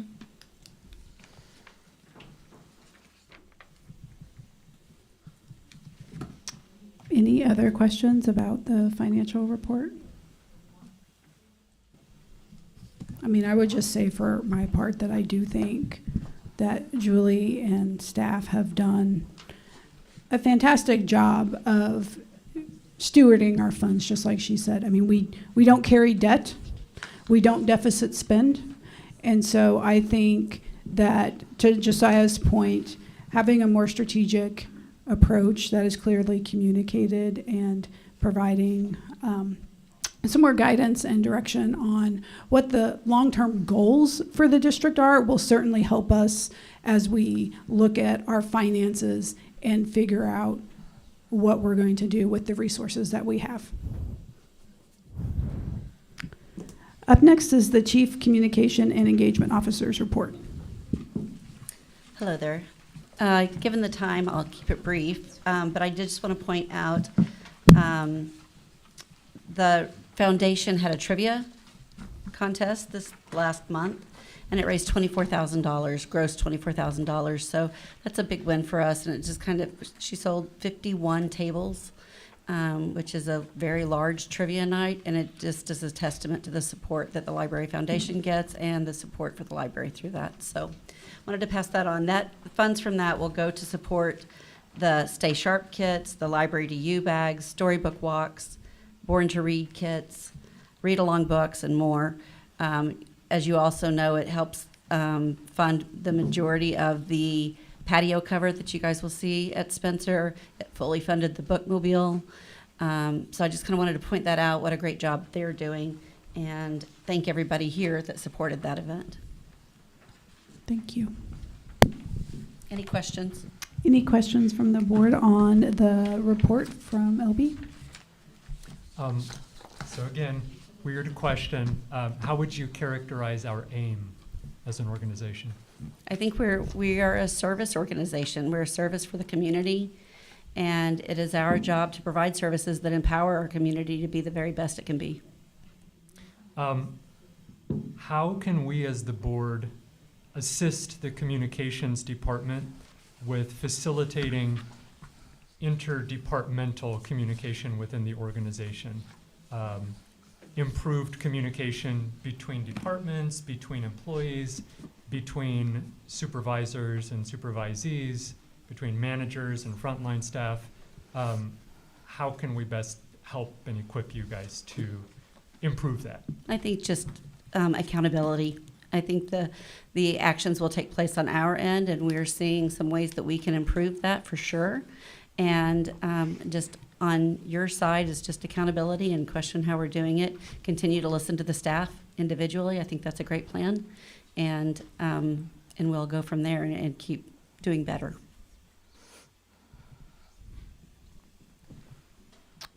Great. Any other questions on the report? Up next is the Chief Administrative Officer's report. So the report that you have in front of you, I don't know that I've ever quite mentioned this, but the information that's provided is given to us by the regional branch managers, the Director of Adult and Youth Services, as well as the Director of Collections. So all of the information in here are things that they're incredibly proud of that have happened out of the branches and in our communities. So in the interest of time, I don't want to highlight any one thing as if it is more important than another, because that simply is not true. I would encourage everyone to read this and understand that the branch managers have to pick what is really important in any given month, but that does not do it justice for all the work that actually happens at the branches. And I don't want that message to be misinterpreted. I will say that I have also asked Maggie, the Director of Adult and Youth Services, to share a brief message about something upcoming that we don't want anyone to forget. I am pleased to have such a large group of library enthusiasts here tonight to be able to remind you all that our summer challenge starts on June 1st. You can go ahead and pre-register now, though, if you'd like, even tonight, right now. Just go to your Beanstack app if you've already participated in one of our reading challenges previously, or you can go to our website at stchlibrary.org/summer-challenge, flows right off the tongue, or come out to any of our library branches on or after June 1st.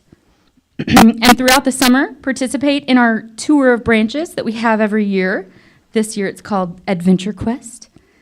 And check out books and materials and attend all kinds of programs throughout the summer as well, including the St. Louis Symphony, which is coming back once again on June 7th, which is generously supported by our Library Foundation. Any questions from the trustees on the report? I have a couple of questions, but I'll let you guys go first. So I'll just get this out of the way. Ms. Tiffany, what would you say is the aim of our organization? not to repeat what everyone else has said, but I think that's the core of why we exist, is to provide services to our community.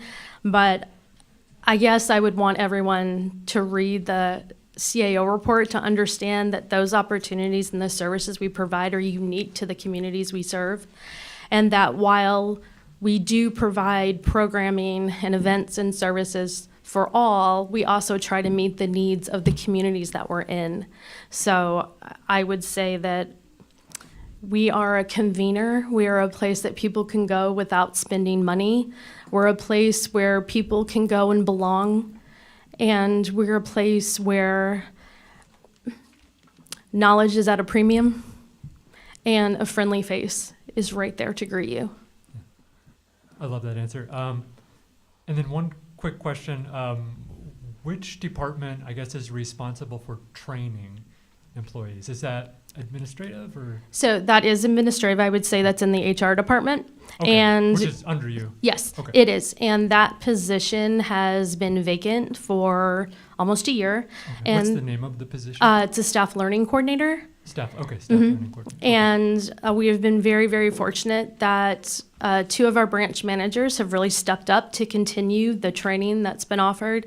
And that is Diana Tucker from Kisker, and that is also Cindy Miller from Deer Run. How can we as the board help you improve the training process for library staff? Does training need more money allocated toward it? Does it need special software? Like, what can we do to make the training experience better for employees? I would say that we are sorely lacking in training, especially when it comes to management staff, which that's not to say that training all employees is not important. It is. But if we have managers that still need additional training on soft skills and management and leadership, we are failing them. And it's difficult to hold everyone accountable when we have failed to provide the training that they need. That's the truth. Gotcha. How long has the staff learning coordinator position been vacant? It'll be 1 year at the beginning of June, so we're almost there. And what's the salary that we're advertising that position for? I wish I could tell you that offhand. It's a coordinator position. Okay, just like ballpark, maybe? I honestly, I couldn't tell you at the moment, but if you give me a few minutes while other people are talking, I'll try to find the exact. No problem, thank you.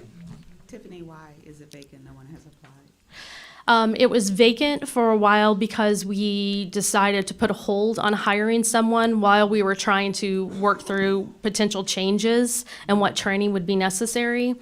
And then it was opened, and we had a large number of people that applied. And at that point, the decision was made, should changes be occurring, and we were needed to do any changes in a reorganization of management, we would be remiss if that position didn't still exist for some of our current employees. And we would prefer to hire within rather than hire someone from the outside, if at all possible. Thank you. So if I could just follow up on Josiah's question about how we can take steps to help you all provide more necessary training for staff. Is it, and I know it sounds odd that we're talking about let's put more money into it when we're talking about we need to make sure we have a balanced budget and watch our finances, but is it as simple as, oh, let's just put more money in the training budget? Is it something different than that? I would say more money in the training budget is, I would hate to say, no, don't give us more. We'll try to do more with less, because that's not possible. But I would say something that's missing and has not been budgeted, and it can be depending on what you choose to use. Competency development is the greatest need that we have, because the way our training is right now, we have not done a competency assessment as to what people in those positions feel the competencies that are most needed to be successful in those positions. So not a manager deciding, but staff in those positions, and then creating a training design around that.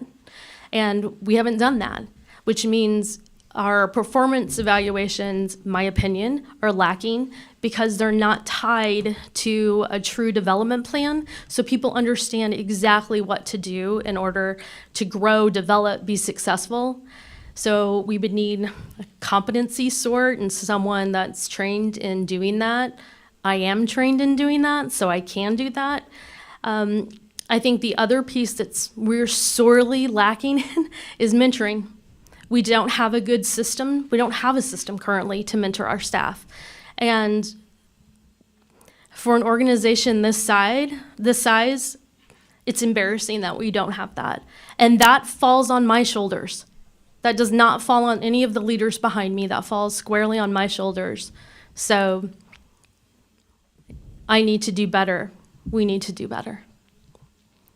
Well, sorry, go ahead, Joyce. I was just curious, going forward with training, is our model going to be all employees being trained or learning from the same source consistently, or are we depending on putting a new employee in and whoever's like the second newest employee trains them, and the people before that, who are the second newest employee trained them? Is it like we're just asking them to learn from the employees around them, or are they getting a consistent message from a single source? Well, let me start with, I certainly hope not. My understanding is at the branches, and the only reason I'm saying is my understanding is because the managers have to evolve with what's happening day to day. But my understanding is they and other leaders at the branches are training on the day-to-day that are happening at the branches, what to expect. We do have trainings for library associate 1s and 2s. And while those are helpful, they're not necessarily done as consistently as we should be doing. Yeah, that's the best I can answer that question. Can I ask one more question? Sure. One last question, if I may. You mentioned performance evaluations. Mm-hmm. Can you tell me more about how we are doing performance evaluations? Are we giving people numerical grades? Are we ranking them? Are we saying you're above average, below average? Well, we're doing a hodgepodge. Okay. We have different performance evaluations depending on the level of the employee, but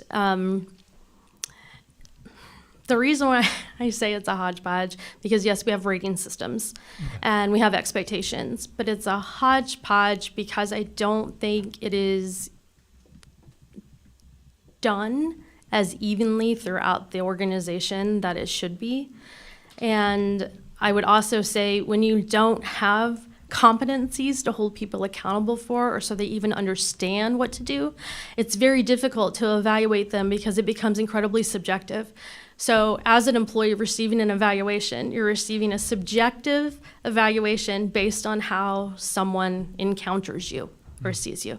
And that is unfortunate for any staff, but it's also unfortunate for managers because they haven't received the tools that they need. Gotcha. Can I make one small recommendation, I guess? And this is just from me, this is not from the board as a whole.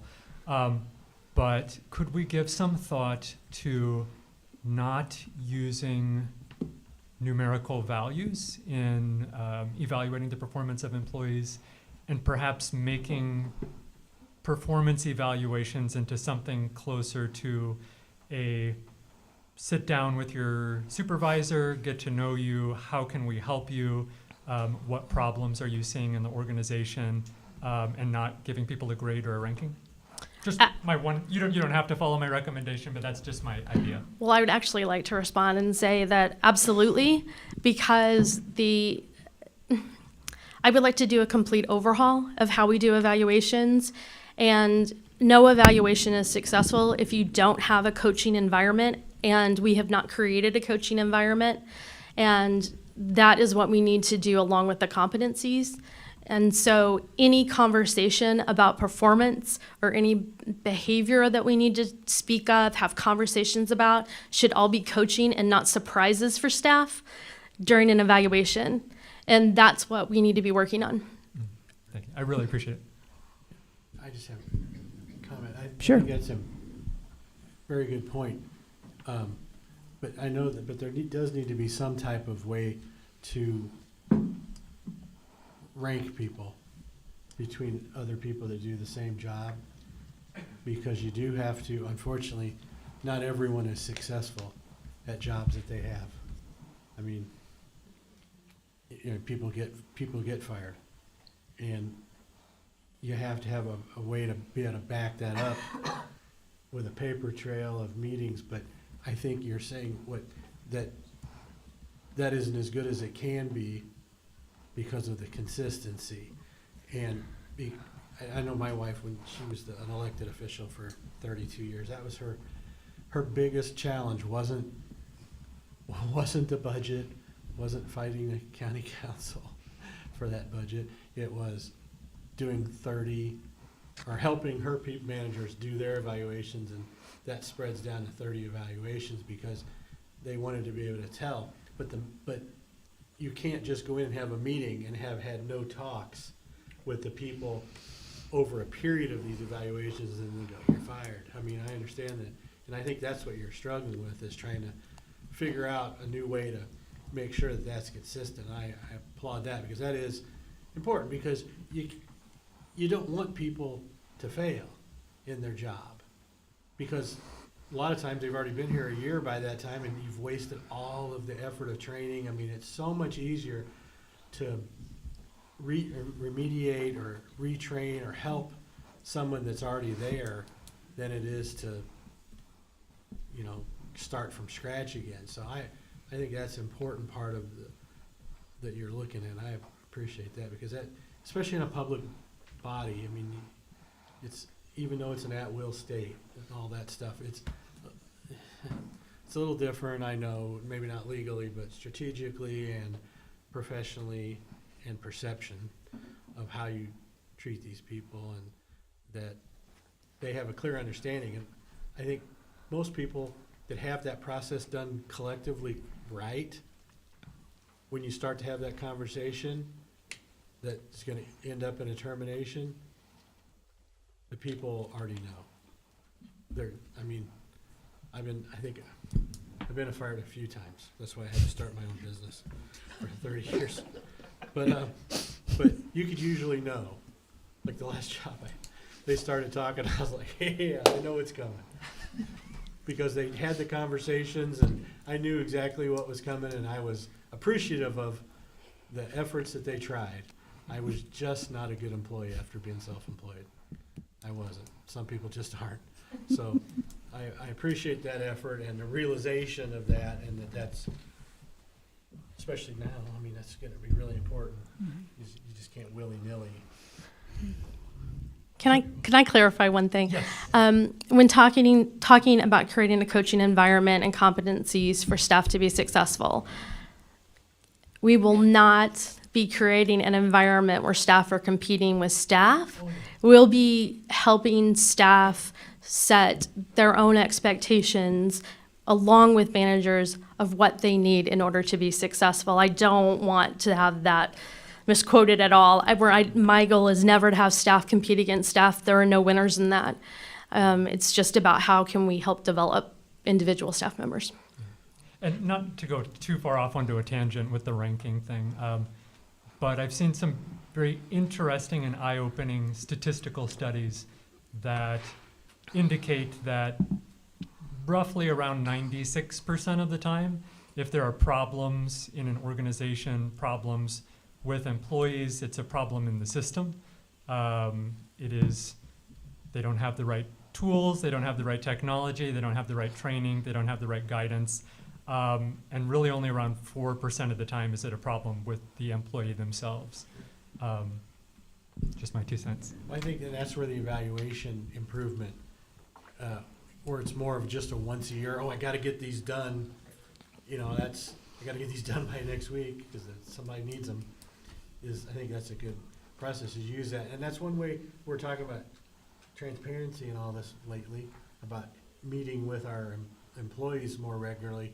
Maybe that's one area that could be increased, is that they would be more quarterly instead of annually, and maybe they are, I don't know, but, and more informal at points. I think that would be very beneficial, where people would feel like they were more listened to. I mean, some people just want to vent. Mm. No, that's me. I just vent.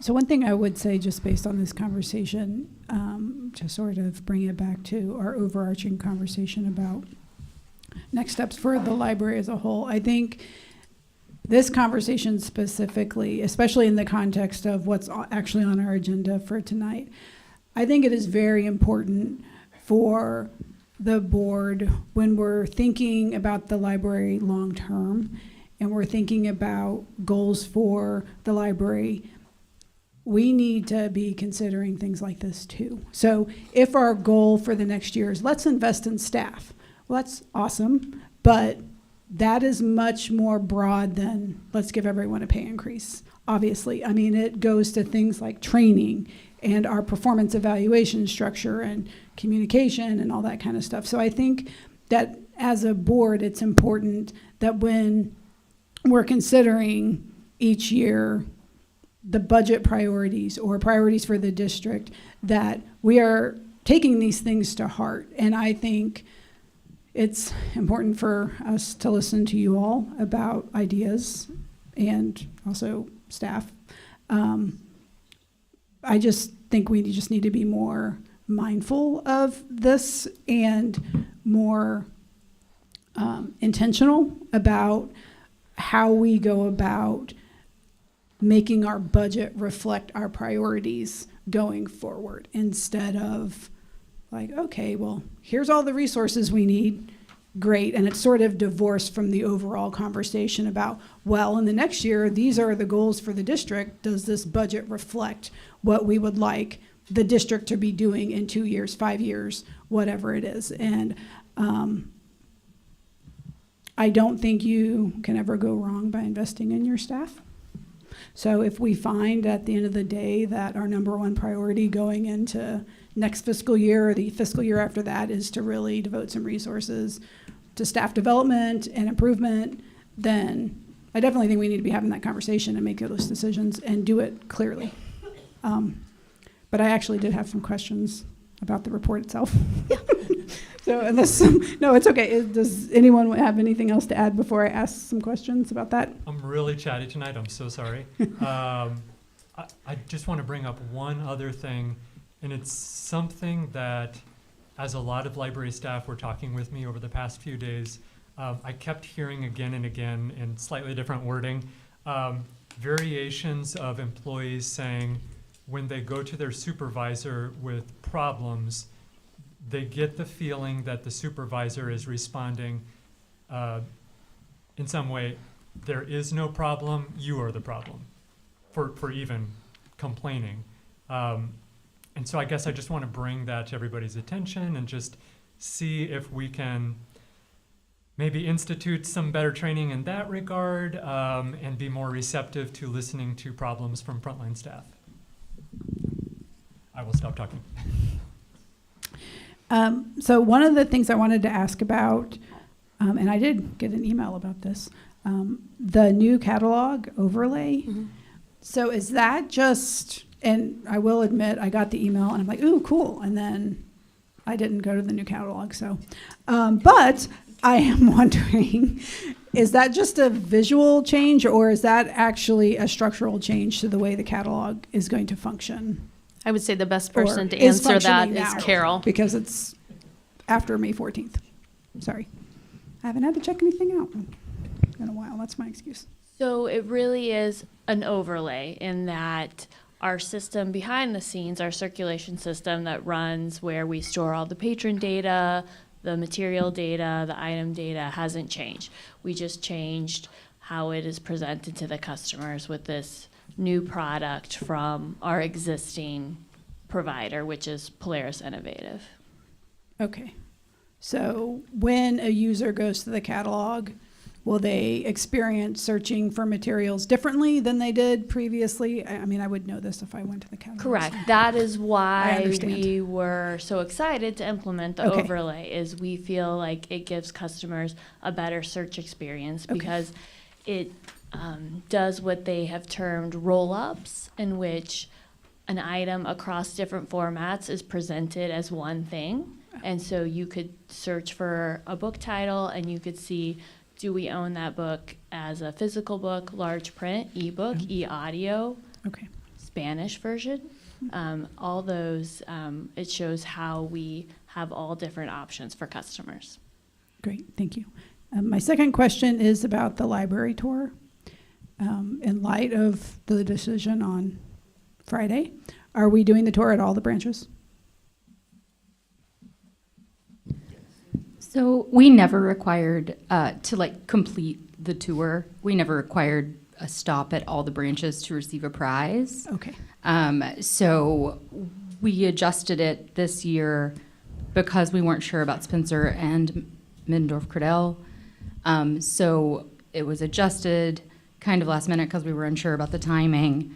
And so people get to put in online or on the tour paper which branch they visit. Okay. And so, LB, you can chime in whenever, but they'll still get a prize. They don't have to visit all the branches, but they never had to visit all the branches Okay. to get the prize. But they are welcome to visit all the branches. And a lot of people always did, because it's fun. All the different branches decorate for different themes and different things. And it's just, it's a fun thing to do, fun free thing to do every summer. Okay. I suggested just lowering the number this year because we did not know about the timing between Spencer and Middendorf. And if there could have been some overlap at some point in time or the timing of that. So Yeah. just wanted to make sure everybody had the best, Or air conditioning. the best chance to win a prize. Okay, thank you very much. Any other questions on that report? All right, next up is the Chief Executive Officer's report. All right, well, thank you. I will say Carol did not mention the fact that the new catalog overlay is actually a cost savings over the existing one that we had. So I know that has been a point of confusion, that was an added expense. It is actually a reduction in our cost that we were spending. So as I highlighted on the written report, and as Julie mentioned, we are getting set to reopen Spencer Road on June 3rd, and this branch will close for renovation at the end of the day on Friday, May 31st. That does mean that one weekend, both locations will be closed at the same time, but as we've been talking about the timing of the beginning of Summer Challenge on June 1st, it didn't make a lot of sense to have this branch open for 2 days, this busiest branch open for 2 days to start Summer Challenge. If it was open, even if we said we weren't doing it here, people would still come here. So it's a lot cleaner to do it this way. So we're excited for that to happen. There was one change order approved, as I noted there on your report. It covered a number of things. Really the recarpeting of the staff work area at Spencer, and then some electrical work for that, and as well installing kind of a border between where the new carpet abuts the old carpet, just for a visual break.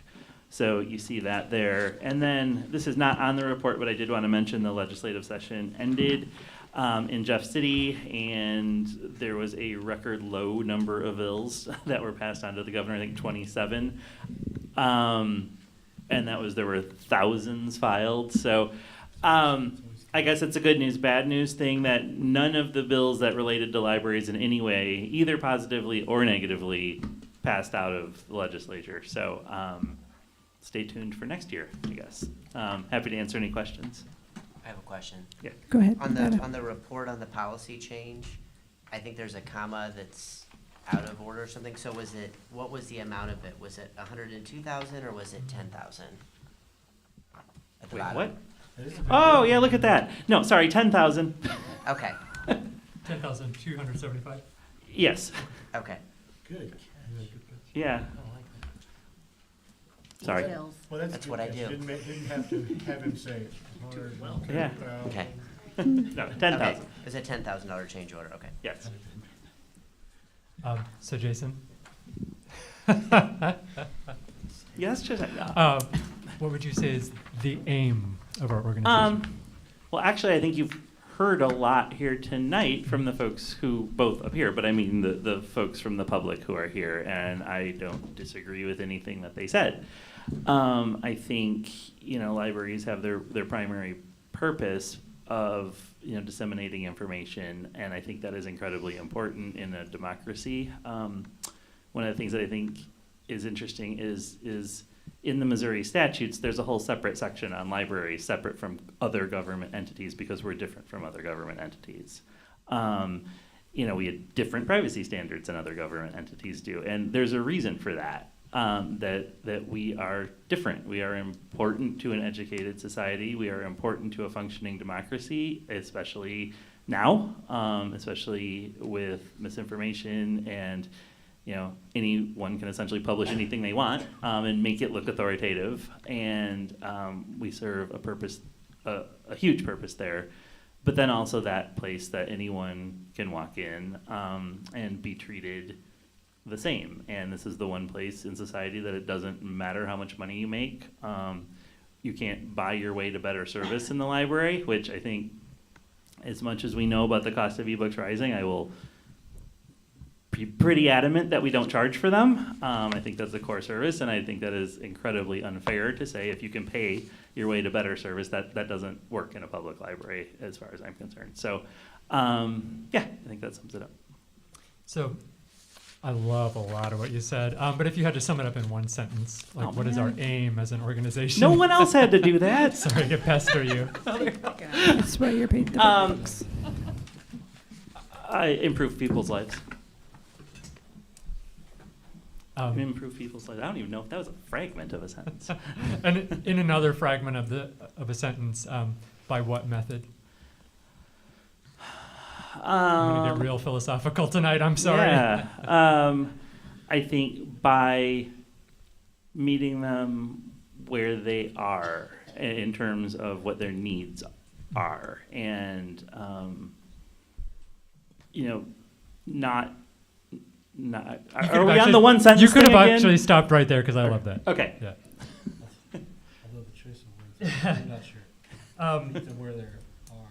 I've got more specific questions, but like I said, I'm really chatty tonight, so if anybody else on the board wants to ask Jason questions first.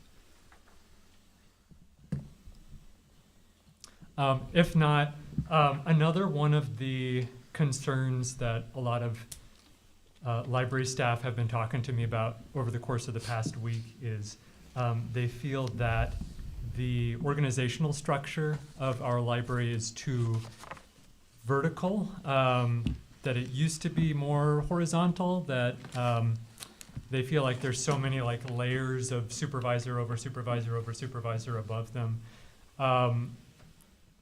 I guess, did it evolve to be more vertical, kind of accidentally, organically, or is there a good reason for that kind of structure, or is that something we could look at transforming in some way? Well, of course, yeah, we can look at anything, and I think we should always be looking to continuously improve. And it could be time for a change. I will say when I started here, I heard the exact opposite from that. There was no clear lines of authority, and the organizational structure was literally a horizontal line, and everyone had the title of manager. And even though there were pay differentials, it was very unclear what lines of authority were. So really the organization kind of developed that way in order to help with clarity and lines of authority and who had authority for what decisions and so forth. So we may very well be in a different spot now, though, as an organization. So obviously I think everything is organic and everything should change, kind of as Tiffany said. And it was, depending on where we are at any given moment. And I think that's something that I've always felt, which is, certainly here on sort of the executive level, anytime we have a vacancy, we really look at, okay, what do we need now? And we reshape whatever the position is. And I think to staff looking at that, it seems maybe like, well, you're constantly changing things. And right, we're constantly changing things for where we are at this moment, at this time, the other people at the table, what skills we need. So, and I think that can translate to the entire organization, not just. Yeah. Would it be, and maybe, this is kind of, I guess, a dual question for both you and Tiffany, since it kind of touches on both of your purviews. Would it be at all possible to, ideally at a lower cost, implement some kind of, again, this is going to sound weird, but like emotional intelligence training for supervisors? Just because some of the words that some staff members have been talking to me, I should say a lot of staff members have been talking to me about when they are referring to their supervisors and their branch managers are words like toxic, harassing, bullying. I wonder if that's something that we could get really serious about overhauling through some kind of training or something to that effect. I can answer this in one very short sentence. Yes. Oh, Tiffany, good problem. I was just going to say, in my former life, this was my entire focus in leadership development was on emotional intelligence. Awesome. And it's actually what was my master's paper in counseling. Wow. So it's the love of my life is emotional intelligence. So we don't even have to go for an outside consultant on that. We've got our own insider. Another line job description. Yeah, another line in the job description, but Other duties as assigned. yeah.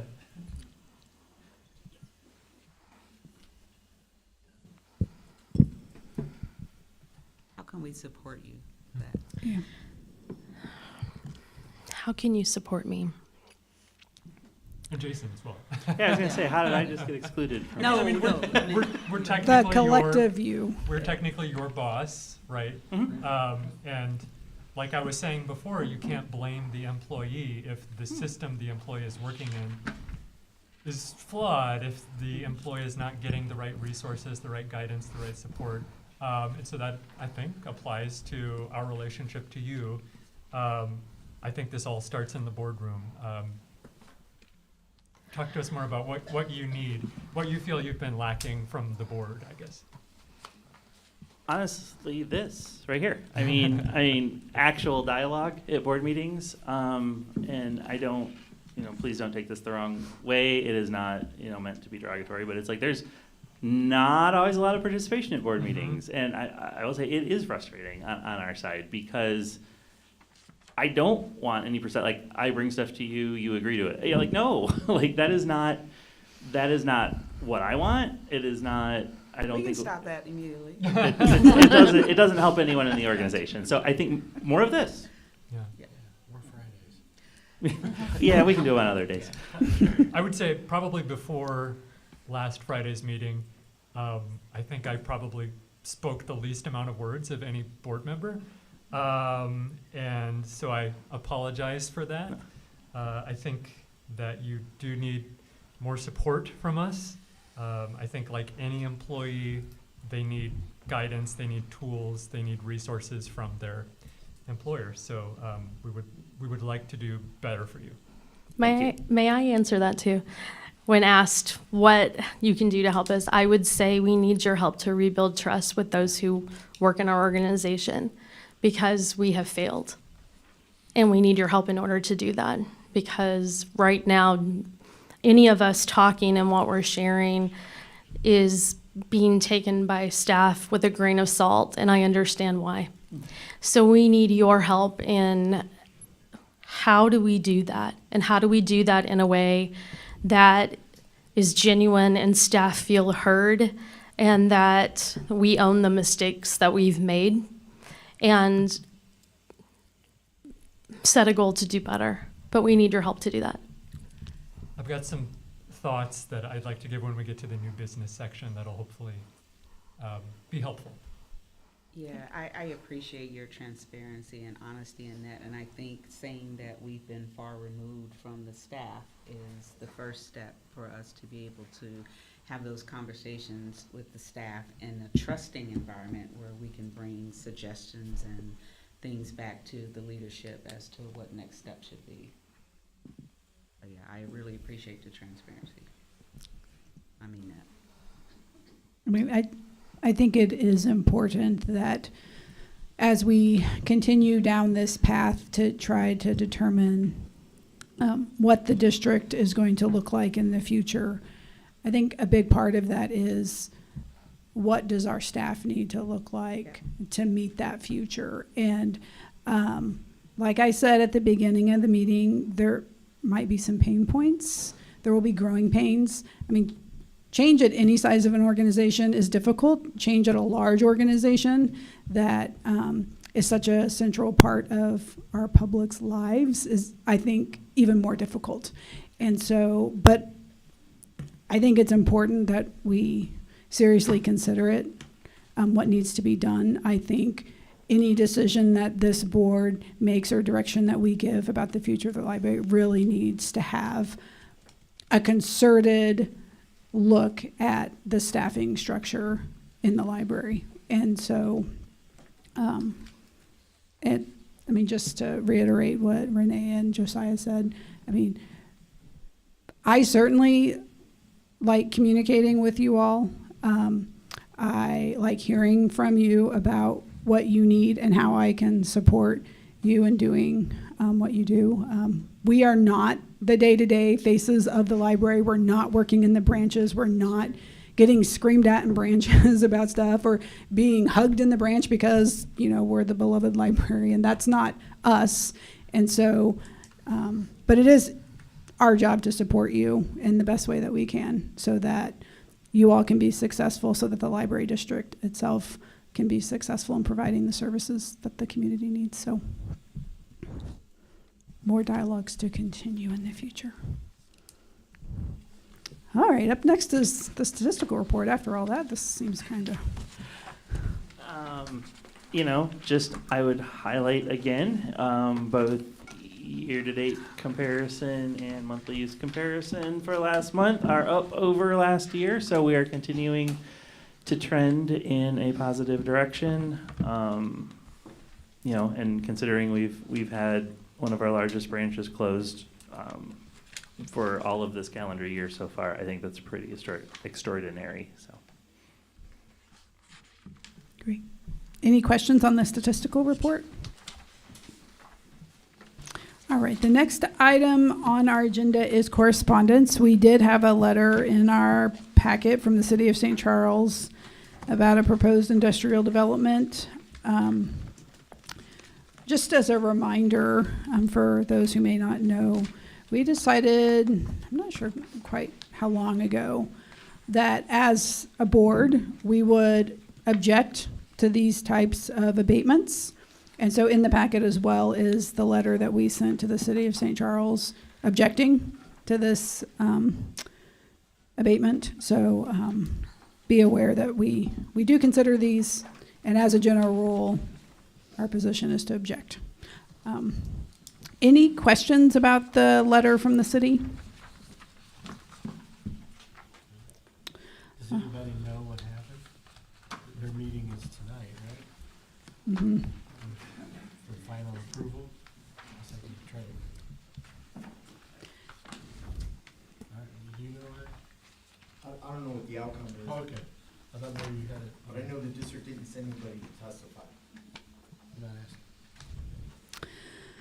All right, next up on the agenda is our consent agenda. On the consent agenda is the draft minutes from our April 16th, 2024 quarterly work session and the draft minutes from the April 16th, 2024 regular meeting. There are no amendments to the minutes. I would accept a motion to approve the consent agenda. I'll move to approve the consent agenda.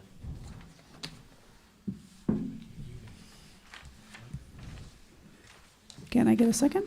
Second. All those in favor say aye. Aye. Aye. Aye. Aye. Any opposed? Aye. Sorry about that, Richard.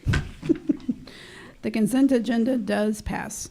Up next is our formal agenda. We don't have any unfinished business. We have one item of new business, which is 24-31, approval of revisions to policy E512 salary schedule.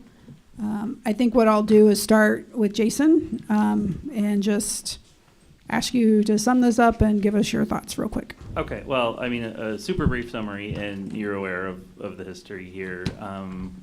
2 years ago, we had a formal salary study completed, as stated, that did show that we were behind market, 14.71%. Want to be clear to everyone, that means the structure itself was behind market. That doesn't necessarily equate to that every individual is that far behind market or so forth. It means essentially the midpoint of every grade is average that far behind market.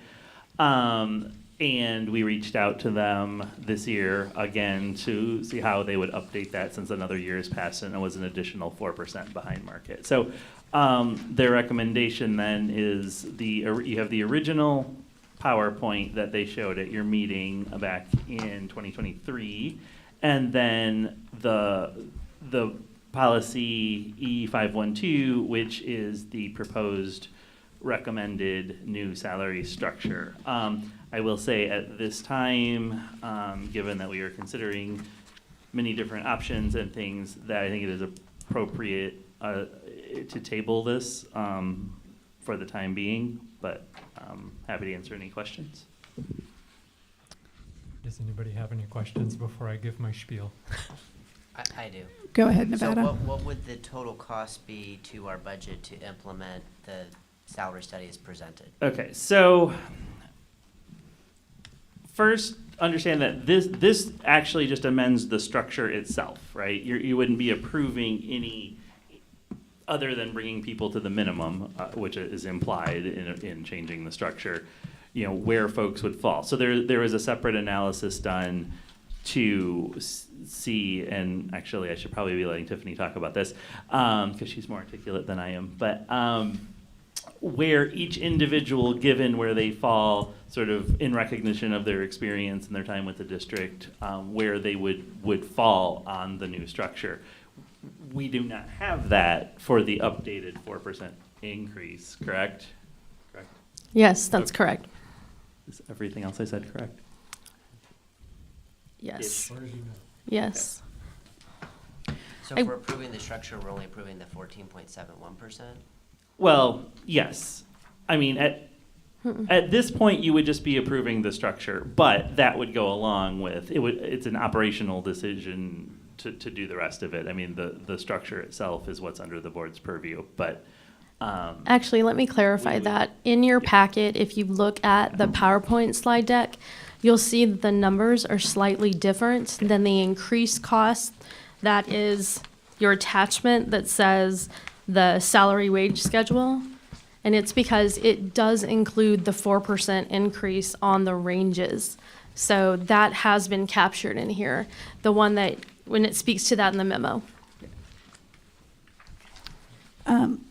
Sorry, Nevada, do you have more questions? Yeah, so, but this would factor into what we would ultimately approve as part of the budget. Correct. Correct, so we need to know at some point what we're doing, because if we're going forward with it, that will dictate what those numbers are.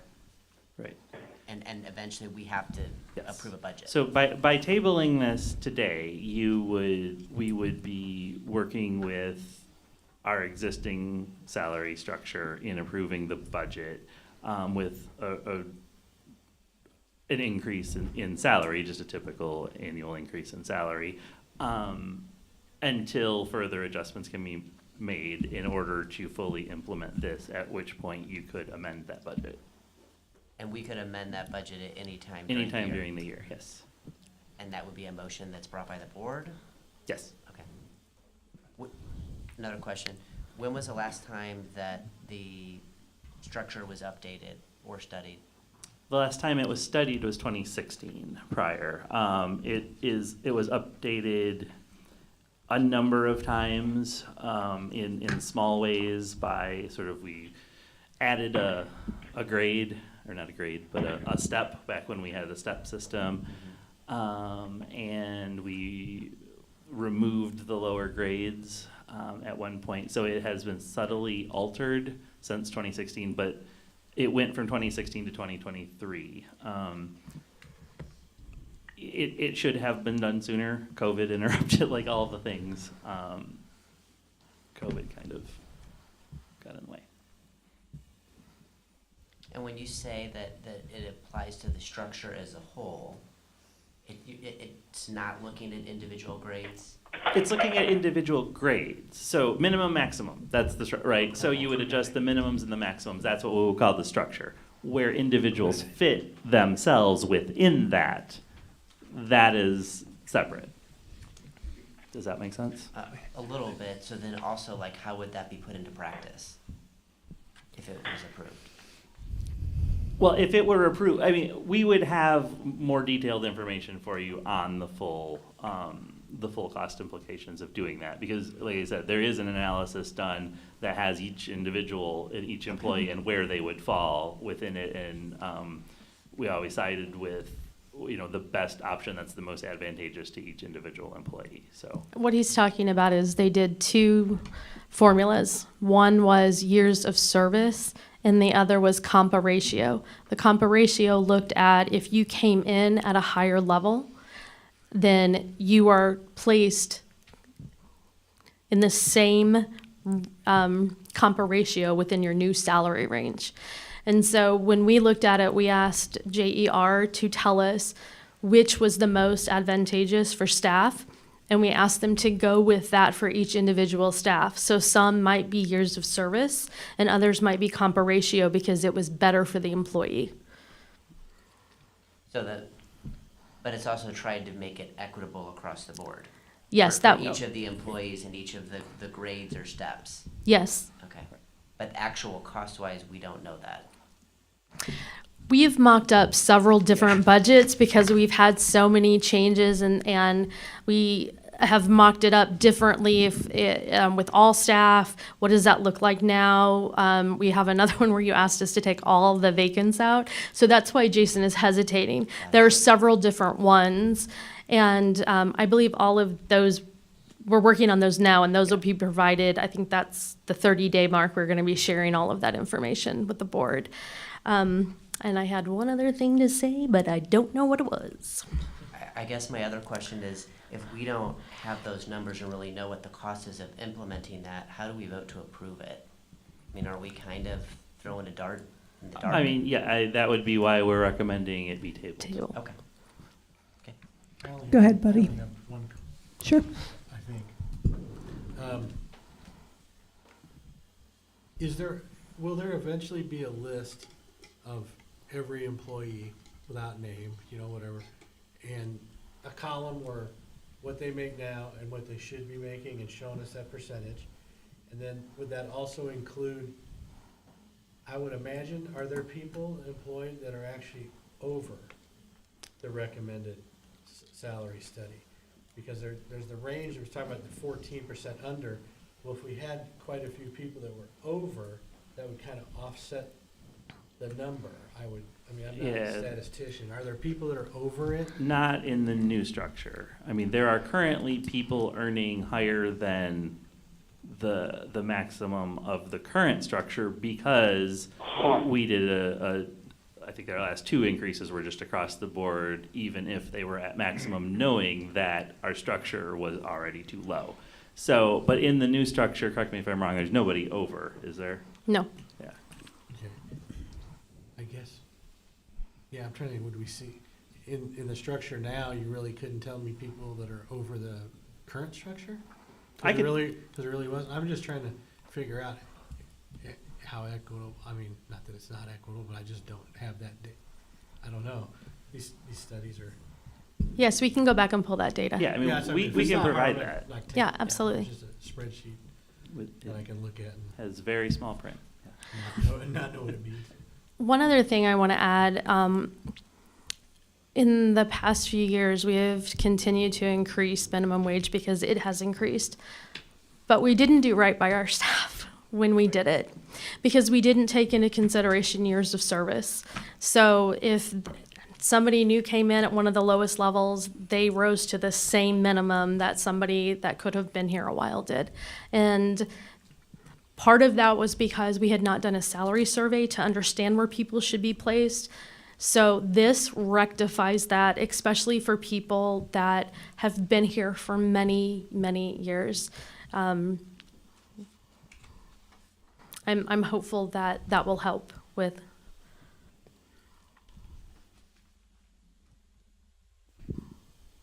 Well, I certainly think that it would be responsible for us to table this until we have some other decisions made, and that so we can fully understand the fiscal impact of what it would take to implement this, because that will inform the other decisions that we're needing to make about the district. That's my thought on that. Go ahead, Josiah. Would the salary study as it currently exists, if we implemented it, would that result in raises for any of the C-suite? It would result, it would result in everyone being brought to where they should be for market, so of course. Okay. So some of the C-suite are compared to, I guess, is that compared to people in like similarly sized library districts? Yeah. So not necessarily comparing CEO of St. Charles County to CEO of Franklin County, right? But comparing it to something more like suburban. Yeah, I would say, so just for some context here, there are about 9,700 public libraries in the country. We, in terms of budget, we're in the top 100 of the 9,700. So, I mean, to compare across, the majority of public libraries out there have budgets under a few $100,000, So it really is an apples to apples, or apples to oranges comparison. In the PowerPoint slide deck, you can also see the libraries that they surveyed.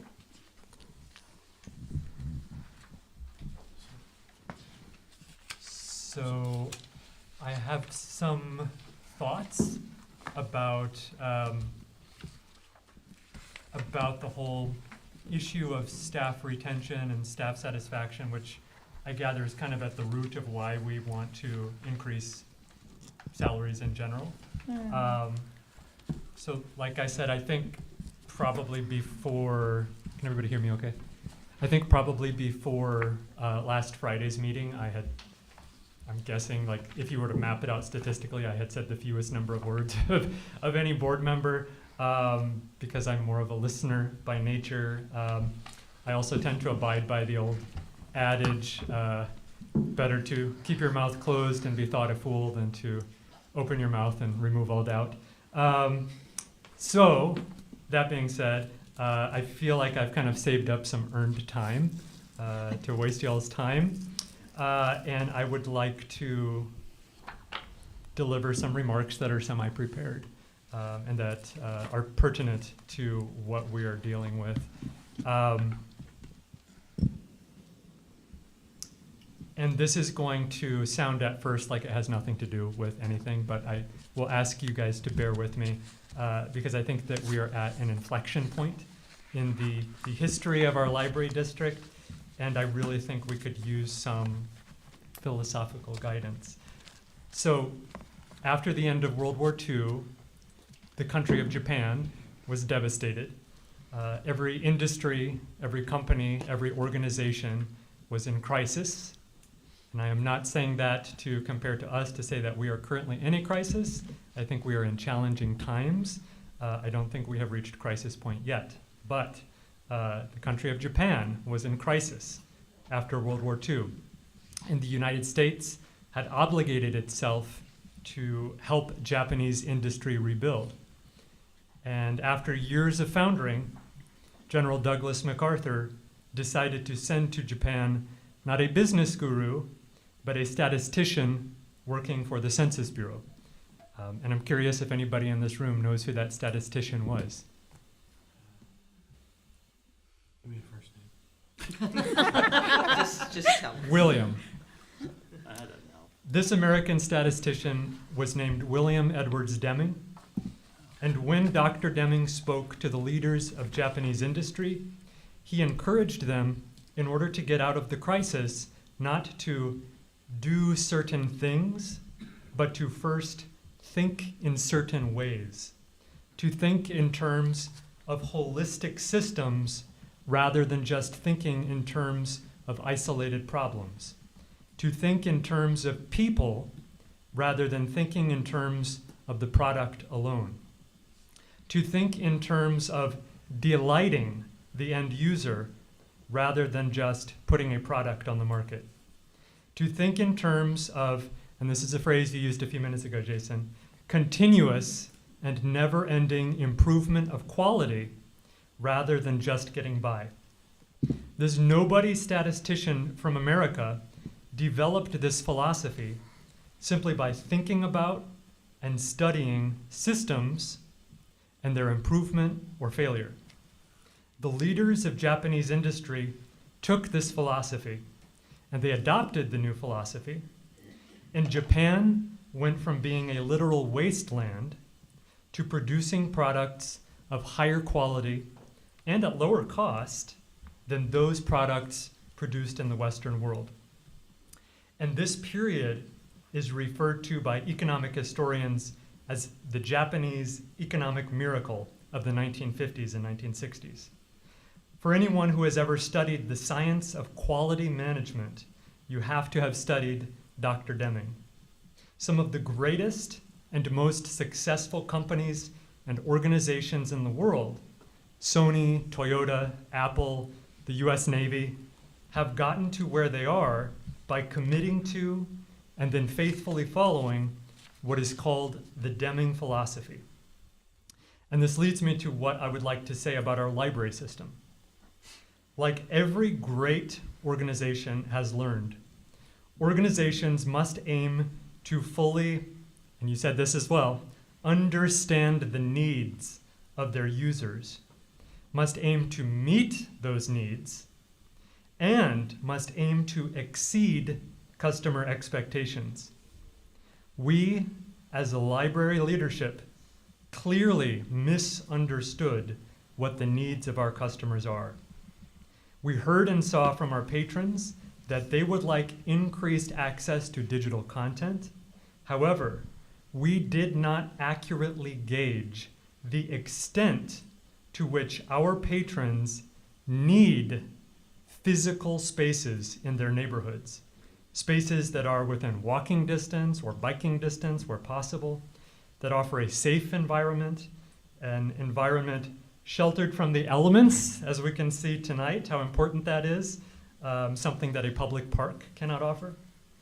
An environment where families and small children are welcome, and ultimately where learning and personal development can happen. I think that we were blind to this need in all of our surveying and consulting because patrons living near currently existing libraries just assumed that those libraries would always be there. Not until we brought up the possibility that these cornerstones of our neighborhoods could disappear did it become evident to us just how high on people's value scale these physical, local neighborhood spaces are, even in the digital age. It has become crystal clear to me in the past week that we as a library cannot meet, even less exceed, the needs and expectations of our patrons, correctly understanding those needs and expectations. We cannot succeed in that by closing our mid-sized library branches. What I'm about to say is not a criticism of Jason or any other administrative staff person. In my time on the board, I have gotten to know each person on the leadership team, and I know that they are all smart, and they all love our library system, and they all love our community. Rather, what I'm about to say is my assessment of a system as a whole.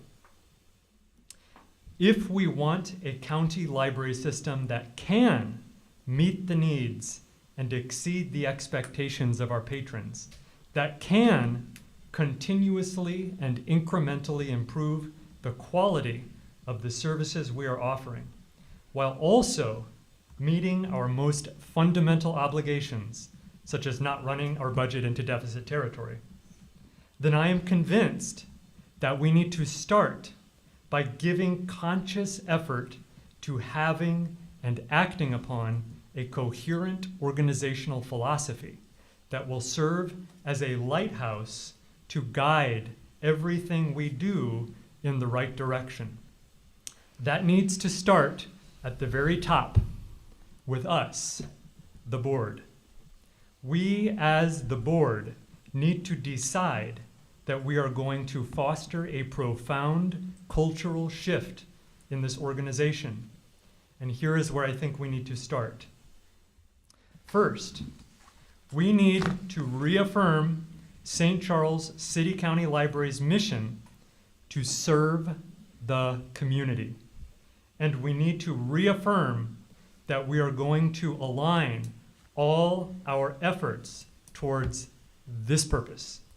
Second, we as the board need to decide that we want to foster a culture of continuously improving quality, not backsliding quality, and then, being that we, the board, are the bosses of library administration, it is our responsibility to give library administration adequate clarity and direction so that they can also adopt this culture among admin and management and infuse it in the entire organization.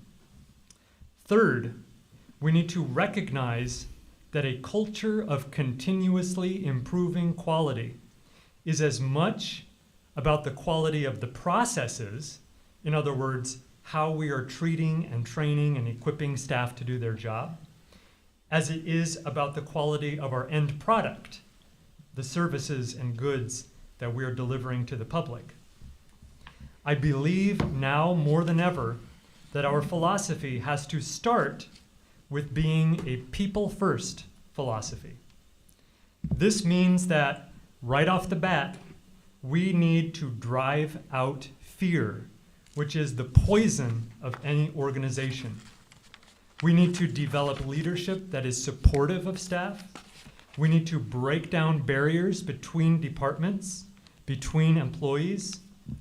If there are any arbitrary numerical quotas that library leadership is setting for staff, we need to get rid of those quotas. If there is any instance where employees are being penalized for things that are out of their control, then we need to stop that. If there are any areas where we are making our employees compete against one another rather than cooperate with one another, we need to make sure that stops. If there are any barriers that are preventing staff from being able to take pride in their work, we need to get rid of those barriers. We need to foster a vigorous program of education and self-improvement for everyone, from top managers down to the part-timers, with continuous learning opportunities. And we need to put everybody in the organization to work to accomplish this transformation. And that means board members, administrators, managers, full-time staff, part-time staff, foundation staff, stakeholders, everyone working together on this, because quality is everyone's responsibility. As for the specifics of how we are going to manage all of our challenges, there have been a lot of ideas that have been floated, and I'm sure that there's going to be a lot more ideas. I by myself cannot give a single quick and easy answer. And the board, for as brilliant as my fellow board members are, cannot serve up a quick and easy, top-down, developed in a back room answer. The answer will have to be something that we as an entire organization, and even more than that, as an entire community, hammer out together. Although I was prepared to vote for the closure proposal last week, if that was what needed to be done to keep our library alive, after spending the last several days receiving feedback and insight from countless patrons and staff, and then doing intense thinking and soul searching, I agree with Stacy that we as the board respectfully need to table the salary study motion. And I also think that we need to respectfully reject last week's closure proposal. And we need to assure our staff and our patrons as soon as possible that their jobs and their neighborhood libraries are not disappearing this summer. And that we are going to work together as a community to come up with a realistic solution that has adequate support from all of our stakeholders. So, being able to work in a workplace that brings you joy and in which you can take pride in your work, I believe will be much more valuable to retaining and attracting talent than higher salaries alone. And I think we have a year to figure these challenges out together.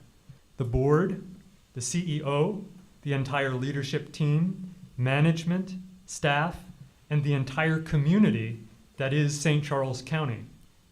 400,000 brains are better. And after giving this a lot of thought, I believe we need to use this summer to institute a mechanism for community engagement and institute it as soon as possible, involving our entire St. Charles County community in the coming debate and the coming compromises and the decision-making processes, so that whatever we decide, whatever that may be, we will have the support for any necessary changes. As of right now, I think we have gotten ourselves into a situation in which no top-down, developed in a backroom plan can be acceptable to our patrons and respectful of our staff as human beings and realistically able to be implemented, all three at the same time. Only if we implement a robust and ongoing, not just a one-time, mechanism for gathering feedback from both patrons and staff about what they most fundamentally need, not just what they say they would like, but what they fundamentally need, will library leadership be able to correctly restructure our system so that staff can take pride in their work, and so that our library can not just satisfy, but delight our patrons. When everyone has a part in the change, fear of change will vanish. So to recap what I am suggesting, I'm not suggesting a program with defined solutions right now. I am suggesting first the adoption of a philosophy. The philosophy that Dr. Deming taught to the great companies and organizations of Japan and America had 14 steps, but you all have graciously listened to me talk enough for one night. So for everyone's sake, I'm going to boil that philosophy down to 7 steps. This is the 7-step philosophy that I am recommending we as the board adopt. And this is not something that needs to be in official publications or on our website. I'm not asking that we print it there. I'm asking that we print it in our brains. Step number 1, reaffirm the library's mission to, above all else, serve the community, and commit to aligning all our efforts towards that purpose. Step number 2, become intentional about fostering a culture of continuously and incrementally improving the quality of everything we do, and us board need to give library administration adequate clarity and direction to that effect. Step number 3, commit to a people-first philosophy that puts the most basic needs of people above all else. Step number 4, drive out fear. Drive out the psychological poison of organizations. Staff cannot work with us to get our organization through these challenges if they are distracted by fear. Step number 5, recognize that something like 95 to 96% of employees in an organization are already doing their best with the resources and the training and the guidance that they have been given. And if there are problems in an organization, that almost always means there is a fault, not in the individual workers, but a fault in the system. In other words, in our system of how we as leadership are managing the organization. Step number 6, improve our system by helping management break down barriers between departments, break down barriers that are preventing staff from being able to take pride in their work, refuse to penalize employees for things that are out of their control, and improve the library's support for more robust education and training for all library employees. Step number 7, and this is the big one, ask library administration. So I'm asking the board to ask library administration to work with us, the board, on instituting, as soon as possible, an official mechanism for community engagement in the decision-making process, apart from merely having a public comment period during our board meetings.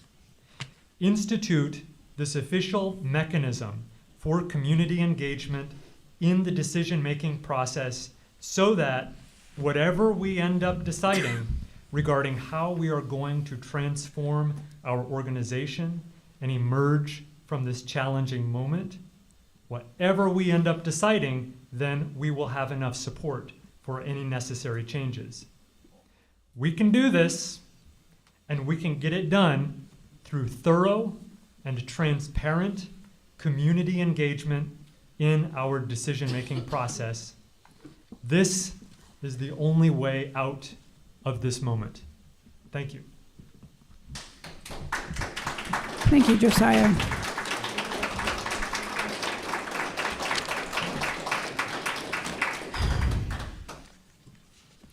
I don't know if anyone, can you hear me? I can. Okay. I don't know if anyone has any thoughts on anything that Josiah shared that they would like to discuss at this moment.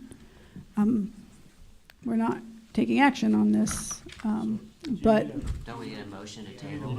well, yes, we do need a motion about the action item. I'm talking specifically about what Josiah was saying. That wasn't specifically about this salary structure itself. He emails it to me and everybody, and I get a chance to read it. I can't really remember. I can't remember step 1. I'm sorry. Admit that I have no power over my. No, that's the wrong step. I'm sorry.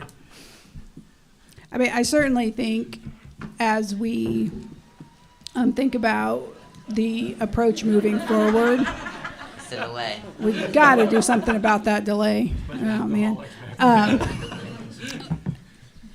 It's definitely something to consider. And, you know, it just goes back to what we were saying earlier about clearly defining a direction and goals for the library and how to best accomplish those goals. I think we need to give it some thought. And I think for myself, and I'm sure a lot of you will agree, if not all of you, we need to be having more discussions like this. Now, we may not do it in such a formal setting, maybe work sessions and different things like that, but I think it is helpful. It's helpful for me. I hope it's helpful for the leadership team to have these discussions.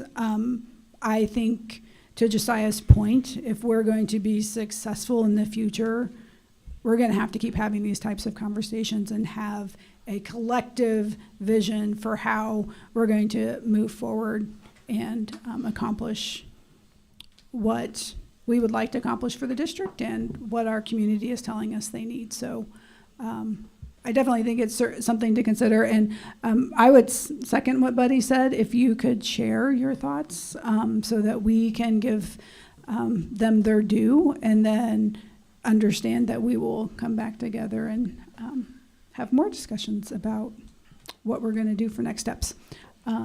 If anyone has anything else they would like to add about that, feel free. Otherwise, I will accept a motion to table action item 24-31. I will say if we decide to table it instead of postpone it, we'll need to set a parameter of some sort on it. It can be something like when we have a decision about what direction we're going to take, when we have more financial information, we do need to set a point, otherwise it will simply die. So just to be clear about that. I make a motion that we table approval of revisions to policy E512 for a period of time until library administration presents a more detailed financial plan about the possible budget.